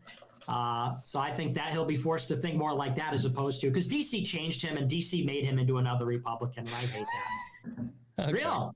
It's true. Take it from me. I would know. I mean, I regret this. The dissolution of the Trump administration was the greatest geopolitical disaster of the 21st century.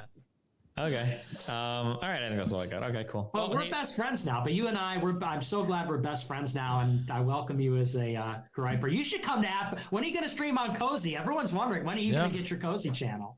As soon as I get banned on Twitch, I guess we'll see how much further left the kind of corporate meeting and everything goes. Who knows? So I'm in favor of like owning guns or whatever. Maybe that'll be the thing that gets me banned. Who knows? And you hate trannies, so I love trans people. I absolutely love trans. I have nothing but love for my. I support your war against transsexuals. Absolutely, I'll give billions, $5 billion in aid to your. I'm glad you remind. There's some good trans porn I need to go jerk off to right now, actually. So thank you for reminding me of that. You ruined appreciate it. Some chicks with dicks, some good Fuda shit. Oh my god, I need some femboys in my fucking porn feed. Oh, come on. Oh my goodness. Thank you for the poison reminder. pilled it. You poison pilled it. All right, Gentlemen, thank you. It was a pleasure. You are a juggernaut of content. I don't know how you do it with seemingly your life falling apart around you. You still manage to do these streams. So hey, congratulations. I never stop, sir. Let's go. Salute to both you gentlemen. Have a good one. Be safe this weekend. Goodbye. All right, thanks. Good night. All right. Now, let's see here. I never stop, ladies and gentlemen. Thank you so much. It was All right, so that was it for that. And hello, everybody. I didn't really get to talk to you guys earlier. So, yeah, I guess I'll make it quick. I kind of wanted to start a voice chat, but it has gotten pretty late. You know, Nick was actually like 20 minutes late to the debate, and then it went off like a little longer. So look, I'll say this.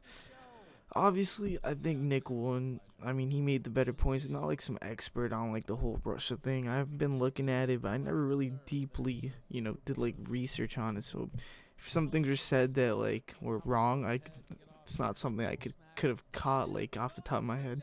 Saw like in the chat some people saying Destiny said some wrong things.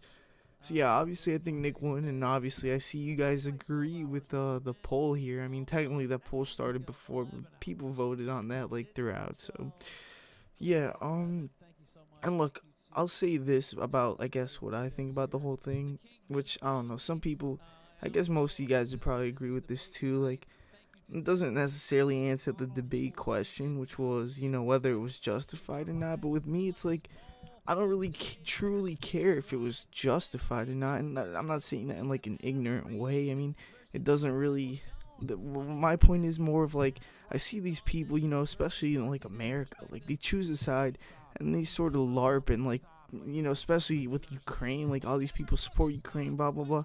And like, my thing is like, who are we to intervene in what's going on over there? Now, obviously, I am anti-war, but things do happen, and you know, eventually, in certain situations, it just gets to that point. Obviously, Putin has felt that, you know, it's something he needed to do, and you know, I don't think we're really like in a place to, you know, intervene for no reason, especially sending people from our country to go over there and die for like Ukraine, which is something surprising amount of people have actually advocated for. And I've even seen like a video earlier today, like some guy that, like an American who went to Ukraine to fight, and he was like, I'm so relieved to be here. Oh yeah, I want to really help out for the good cause, blah blah blah. And I don't know, I just see that as all being pretty stupid. And like, I don't bash people who support Russia as much, because they don't do those things that people who support Ukraine do. Like, I've never seen someone who supports Russia, like, you know, start wearing Russian flags and be going like, yo, I want to go fight for Russia. Like, you just don't see that type of thing. So that's basically what I think about it all, which I don't know, maybe some of you think it's kind of stupid to like not really care whether it's justified or not, but if I'm being honest, I don't truly care if it's justified or not. And whoever wins, I don't really care. Obviously, it's going to be Russia anyways, and I'd say that is probably more beneficial to, you know, us for Russia to win, I guess, against, obviously going against what the regime in America wants. So, yeah, I guess, I mean, that's all my thoughts on it. I don't really have much else to say. I'd say Nick won pretty convincingly. Like I said, I'm not an expert on the whole situation, but from what I've seen on both sides, I'd say Nick was definitely more on point, which, look, maybe I could open a voice chat. It's not that late. That's what some people want. Let's see. I mean, I'm technically in one right now. Yo, if anybody in here is from like the Avcraft voice chat right now, if you guys want to be on the stream, let me know, and then I'll undeafen myself. See if you guys have stuff to say. I should probably ask them on the Discord. I don't know if they're still watching. I think Lobster was the one who told me to get in. I was gonna talk in there after, but if they want to be on the stream, we could just do that right now, I guess. Let me tag them. Hold on.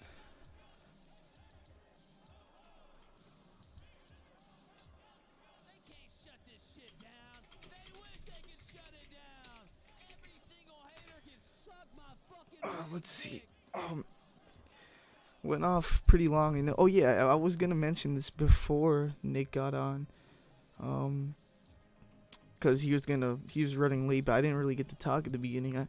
It's kind of funny because he's been consistently late for like the past few debates, and I know he's always usually late to like America First at this point, but low key I feel like coming in late is like, I don't know, some like tactic he does at this point. I feel like I mean, it's kind of a funny thing to say, but I think that makes sense. He lets his opponent just chill there for a minute and talk and like, I guess, kind of distract themselves. Maybe that would throw them off their game a little bit. I see that as being a pretty cool tactic if that's why he does it. I don't see any other reason why he'd be consistently late. And like, he did tell Ethan Ralph that he was gonna be late like 2 minutes, but it ended up being like 20 minutes like always. Raz says, if Russia can let us use banking and other stuff that we're banned from, that's enough for us to be pro-Russia. Yeah, look, that's true. And look, I don't have a problem with people being pro-Russia. All right, Lodge just says, yes, undeafen. All right, I'm going to undeafen and let, I guess, other people talk here. Let us know what they think. So, and by the way, let me know if my mic is all right because it's been kind of low lately. So, yo. What's up, boys? Yo, what's up in WP? Anyone want to play Risk of Rain 2? I don't think I have that game, so. No, I don't either. I have this game. It's pretty fun. I only started playing it recently. What is it about? It's like a roguelite game. Yeah. Where it's just like levels, and so you like, just a roguelite where you like, but it's 3D, and so you like jump into a level and you clear the level, then go to the next level, and you can either like end it by like fighting the final boss, or you can like loop to a couple endings, if you do like different bosses and stuff, and so yeah, it's just stuff like that, and then you can just like play through however you want to. It's pretty fun. I've been playing it for the past couple of days. I'm not usually like the guy to really get into these kind of games, but I've gotten pretty into this one. Yeah, I've been playing a lot of Fallout New Vegas recently. It's a good game. game. Worth it? I've never actually played. Yeah, no, you should definitely get it. Yeah, I should probably do that. Yo, what'd you guys think of the debate, I wanted to ask you guys. I think it was a good debate. I think that in general, debates are decided by like who has the best clips, and I think like the whole thing where Nick got the whole because I was thinking about this the entire time whenever they were talking about like U.S. aggression, he was like putting missiles on the border of Ukraine, or stuff like that would never, shouldn't be considered threatening. I'm just like, literally just talk about the Bay of Pigs and what happened with the Cuban Missile Crisis, and then once he did, it was kind of like a knockout moment in the debate, I think. And so that was my opinion. I think it was kind of pretty nice there. So I think Nick got the better clip. I think that they kind of like danced around the crux of the issue, which I wish they talked about a little bit more, which was, in my opinion, would be like if they talked a little bit more about, if they just like really dug down deep into like what it means to influence a country. And I guess one, what does it mean to influence a country? And like two, what does it mean to like have a security interest in a country? And then if they talked about that, I think Nick was staying a little bit further away from like talking about until the end. He was kind of shying away from talking about things like the Madon, which he should have talked about I think a lot more, aggressively. But it's whatever. You really gotta pick your battles there, because it's hard to go into those kind of discussions and talking about the fact that Ukraine was basically just an acting vassal state for the U.S. empire based on like the Madon, which was done by the CIA, which is just true, but isn't like public information yet. But in 20 years, it'll become public information, and then people like Destiny will say, well, of course it was obvious that that's how it worked, but if you told him that same thing today, he'd deny it up and down. You know. What's up, Groipers? What's up?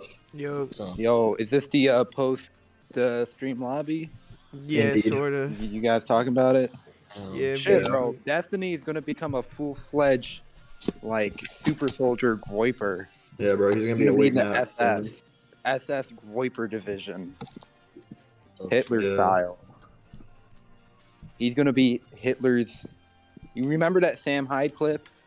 He's like, "Oh, I'm gonna do it for you, Hitler." That's gonna be Stephen Bannell. It's actually interesting. At the end of the stream, he was talking. He kept on asking Nick a bunch of questions. It sounded like he was genuinely interested in Nick. You know. Sorry if I just budged into the convo, but Nah, you're good. No, I had just finished making a point, and that's a but I think the point you're making is actually quite a bit more interesting. Personally, I like it. I like discussing that quite a bit more, frankly.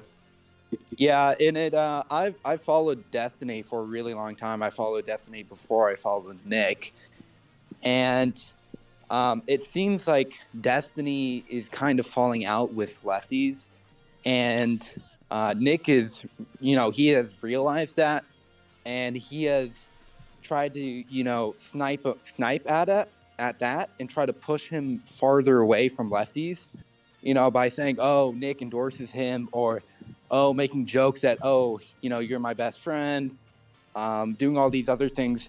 I think Nick knows that if he does that hard enough, he can push a lot of kind of the lefty insane people out of his community, because they might think that Destiny is actually like that, Nah, I don't know. I don't know if that's, It's 4D chess, trust me. I mean, I guess it could be. I feel like he was just being nice in a way. I mean, obviously, Nick, I guess, isn't actually friends with him and all that, but I wouldn't say it's like some 4D chess move or something. And Nick did say he wanted to do like an IRL stream with him or something like that. So yeah, he did say that, and he was talking about Cozy. I honestly, I do think Nick would want Destiny, because Destiny, like him or not, he is incredibly intelligent. He definitely has some sort of Asperger's or autism, but he's definitely smarter than most people.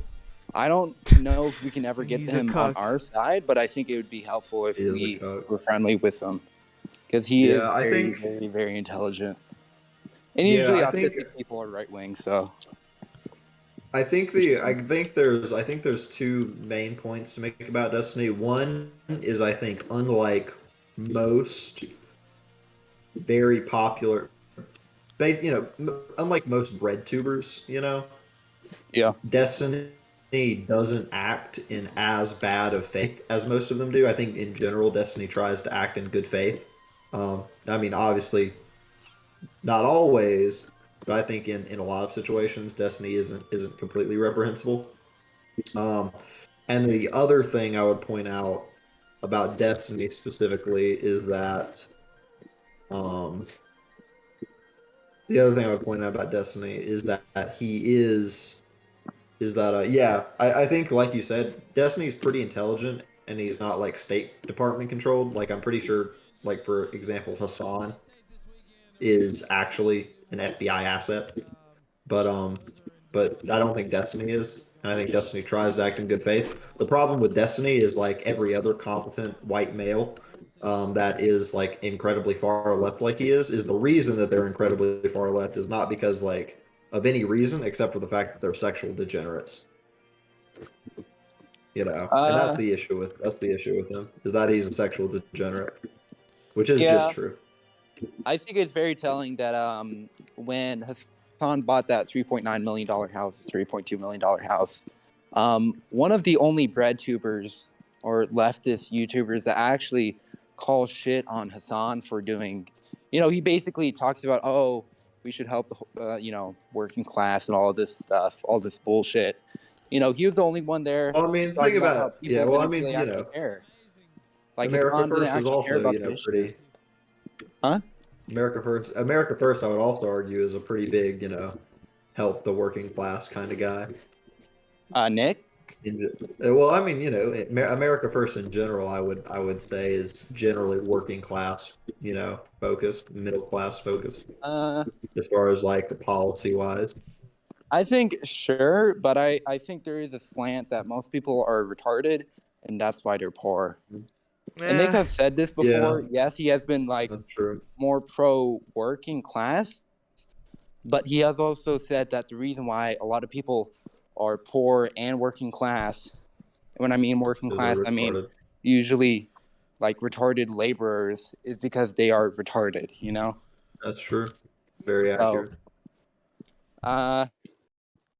There's no reason, like, if you're 30 years old or above and you're like still have a low paying job, that's your fault. Like, you're retarded and you didn't spend enough time developing a skill to get out of that retarded job. So this is a distinction with AF and lefties, is that lefties think that there is partially a blame that you can say on whole of society, but really a lot of the time it goes down to individual choice on your behalf.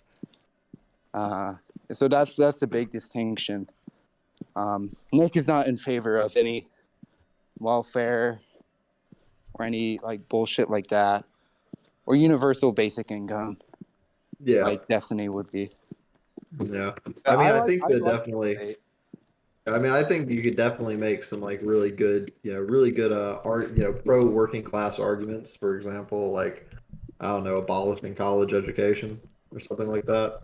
Because getting a college education. Why would you abolish college education? Because it's retarded. Nah, I don't know. I don't that think that seems even more retarded. I don't know if that's really plausible to do. Well, I mean, you definitely could do it. And why wouldn't you just be a good idea. Why not just make college free? Yeah, that is so retarded. Well, how would abolishing college be better than free college? Explain. Because college is retarded and no one should go to it. True. I'm probably gonna go college for finance. College for finance. Yeah, you gotta have. So I guess I'm curious. Maybe how are you? Abolishment of for-profit colleges. Yeah. So I guess I'm curious. How are you making the argument here that like no welfare, but like free college? Because college, there's a difference. If people want to develop skills that make them a more valuable worker, that's generally good. But that's not college. Yes, that is. That's not true. That's just not true. You're retarded then. What do you think you go to college for? You think you just go there for, to get a piece of paper? Yeah, honestly, look at this point. The paper certifies that you have a certain skill in something. Bro. But it doesn't certify that you've actually developed that skill. And people have done studies. People have done studies showing that. People have done studies showing that like those who go to college versus those who don't go to college have not actually developed any greater skill. And the benefit that comes from college is not any skills actually, found during college, but is only the, what's it called?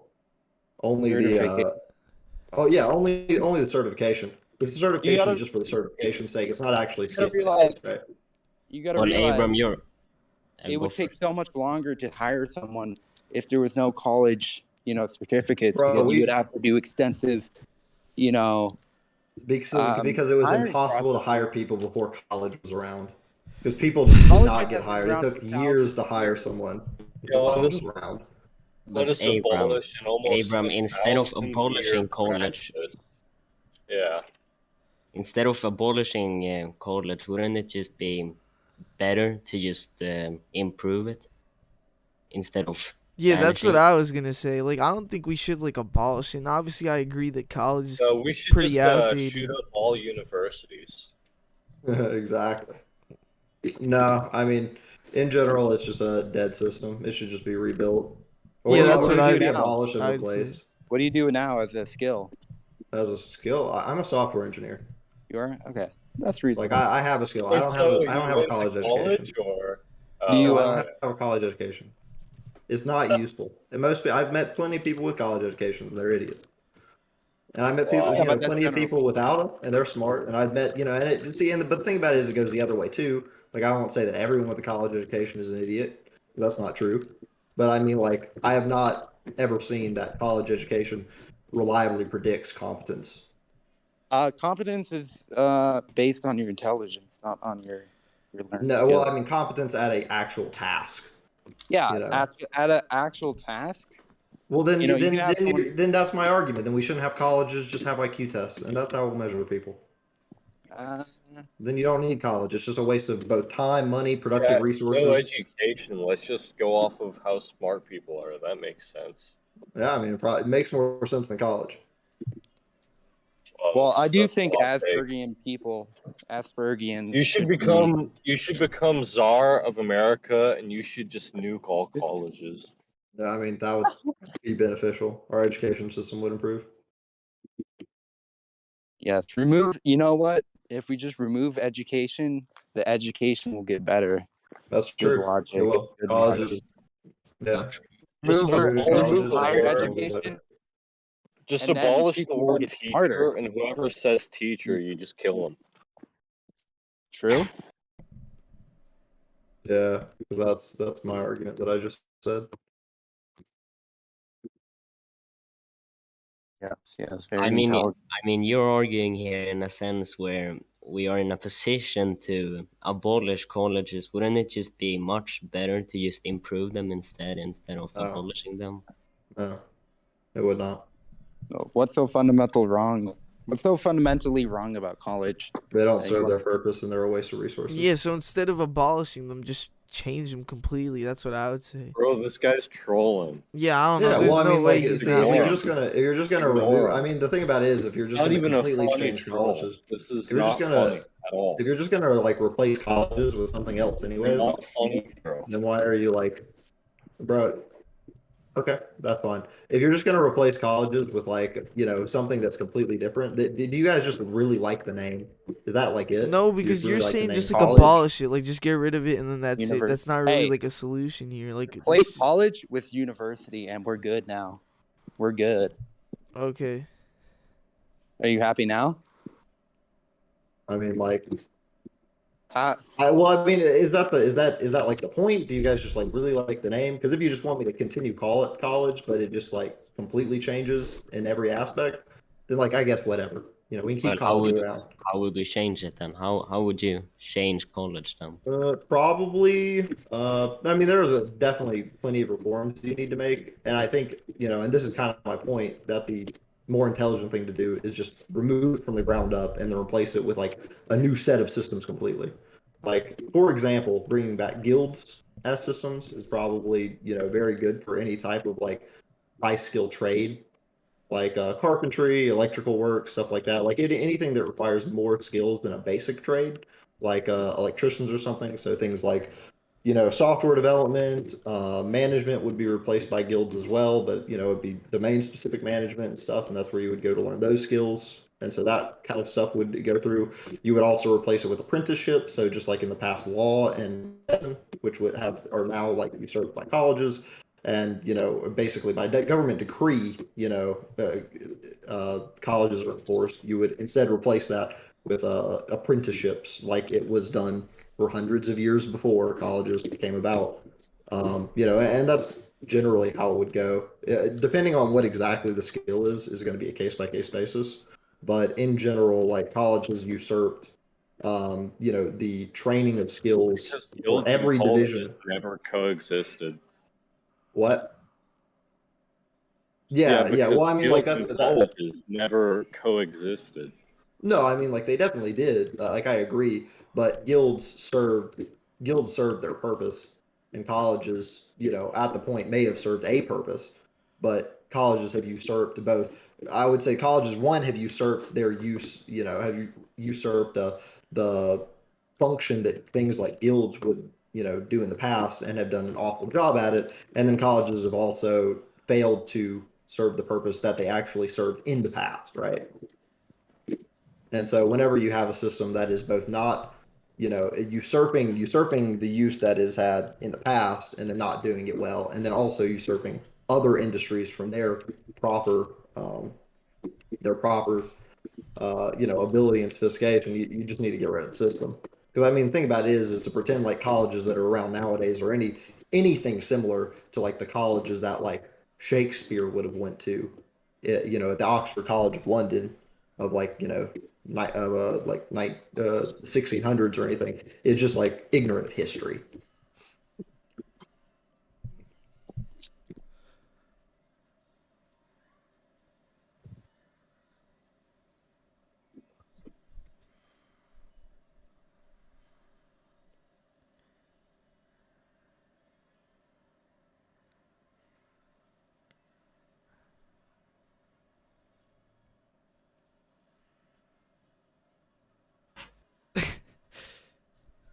So, awkward silence.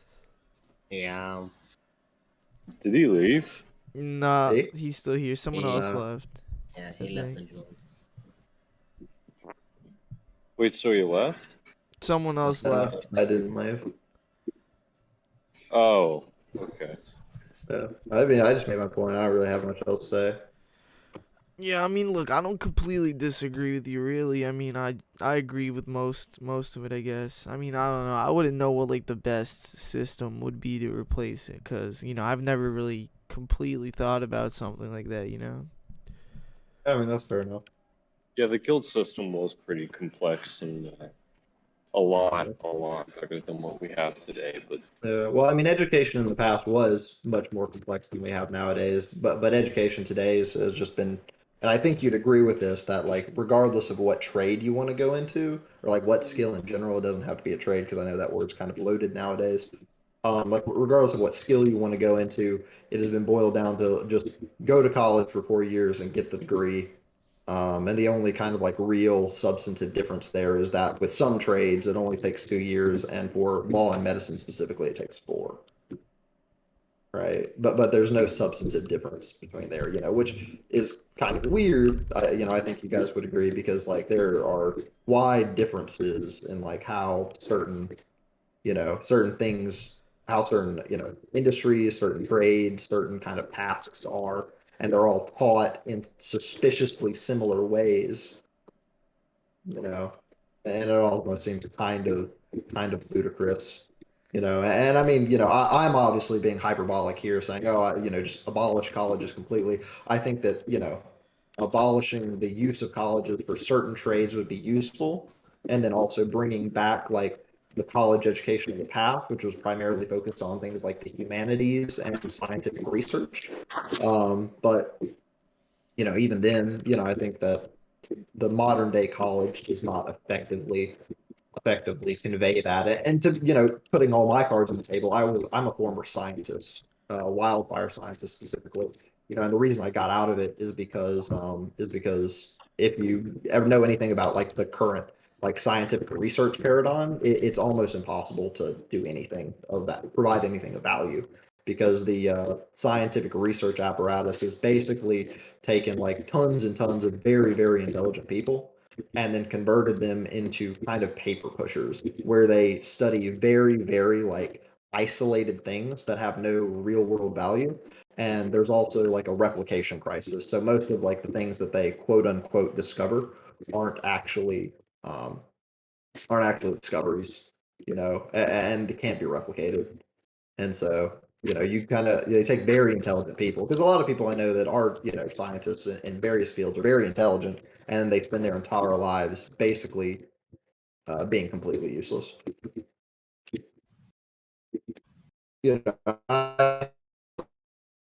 With the university system, because that's one of the things of the university system in the past that was really nice, because it actually provided a way to provide funding to research initiatives, right? And the college was a way to basically it was the apparatus that managed the funding of those different both scientific endeavors, and then also the different scientific endeavors that are associated there, but also the like what do you call it? But also like study of arts and philosophy and stuff like that. And it's also why like in the past, science and reason and philosophy were so tightly coupled together, because scientists were just the outcome or the outgrowth of a philosophical movement, right? Philosophy was the main role of uh, or the main domain of like the colleges and the intellectuals that went there to study, and political philosophy also oftentimes came out of colleges, which is why law got kind of usurped into there, because eventually the people who studied law and the people who studied had political ambitions. They wanted to be able to do both, and so they, kind of combined those into colleges, which is why the early kind of usurping of college to a different trade system was the merger of college and law together. But all that being said, I would make the assertion that modern day colleges provide, fulfill the role very poorly of, both studying regular trades and then also studying.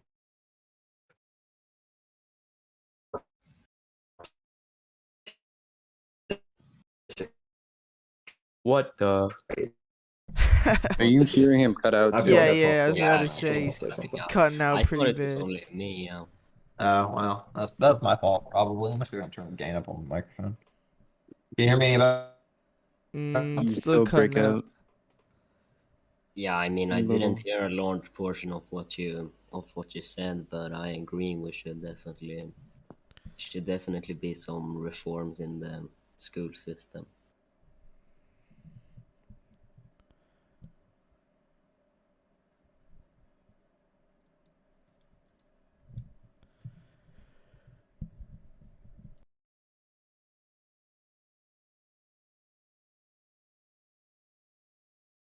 Bro, what the fuck?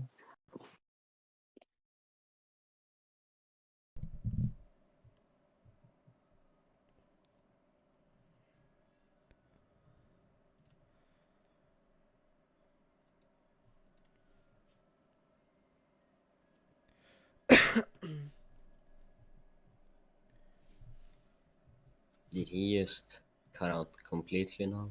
I don't know if he like stopped. Mossad got him. It's Mossad. The Jews. What the? That's crazy. It's true. Hey, what's up, Pepperbird? Speak, nigga. Oh yeah, Pepperbird's in You here. there, nigga?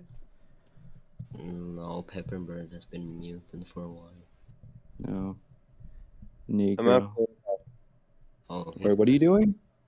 Yeah, I Walking. even pinged Pepper a while ago. No response. Huh? Come on, Pepper. What are you Nigger, doing? speak. Speak, nigga. I said I'm outside. I'm out for a walk. I'll be back. Yell the N-word right now. No balls. Say the N-word. Pussy ass bitch. Yeah. I guess you don't have balls, Pepper, dude. He doesn't want to go to jail for hate speech, so Yeah. Jail. he's gonna lock us up. I've said the N-word before outside. Yeah, I have too, but You like. want a sticker for that, Josh? You want a sticker? All right, guys. I guess I'm gonna end it off here at this point because it is getting pretty late, and I guess that was it for that whole conversation. Went off in like a different direction, like not really related to the stream, or debate. I mean, but that's whatever, really. So yeah, we pretty much went over everything at this point. I don't really have much else to say about that. I'm pretty sure I said mostly everything that I wanted to say. So yeah, I do appreciate all of you who watched, and if you're not subscribed yet, obviously do that, like the stream, and if you're watching the replay, also do the same, because I know people usually watch the replays of this stuff, since I do keep them up, and surprisingly they don't get taken down, but I don't know, I might end up taking this one down myself eventually, just to, play it safe, since I already do have a strike, but we'll see what happens. It'll probably stay up for a little bit, so yeah, like I said, I appreciate you guys, and I'll see you guys in the next stream or video.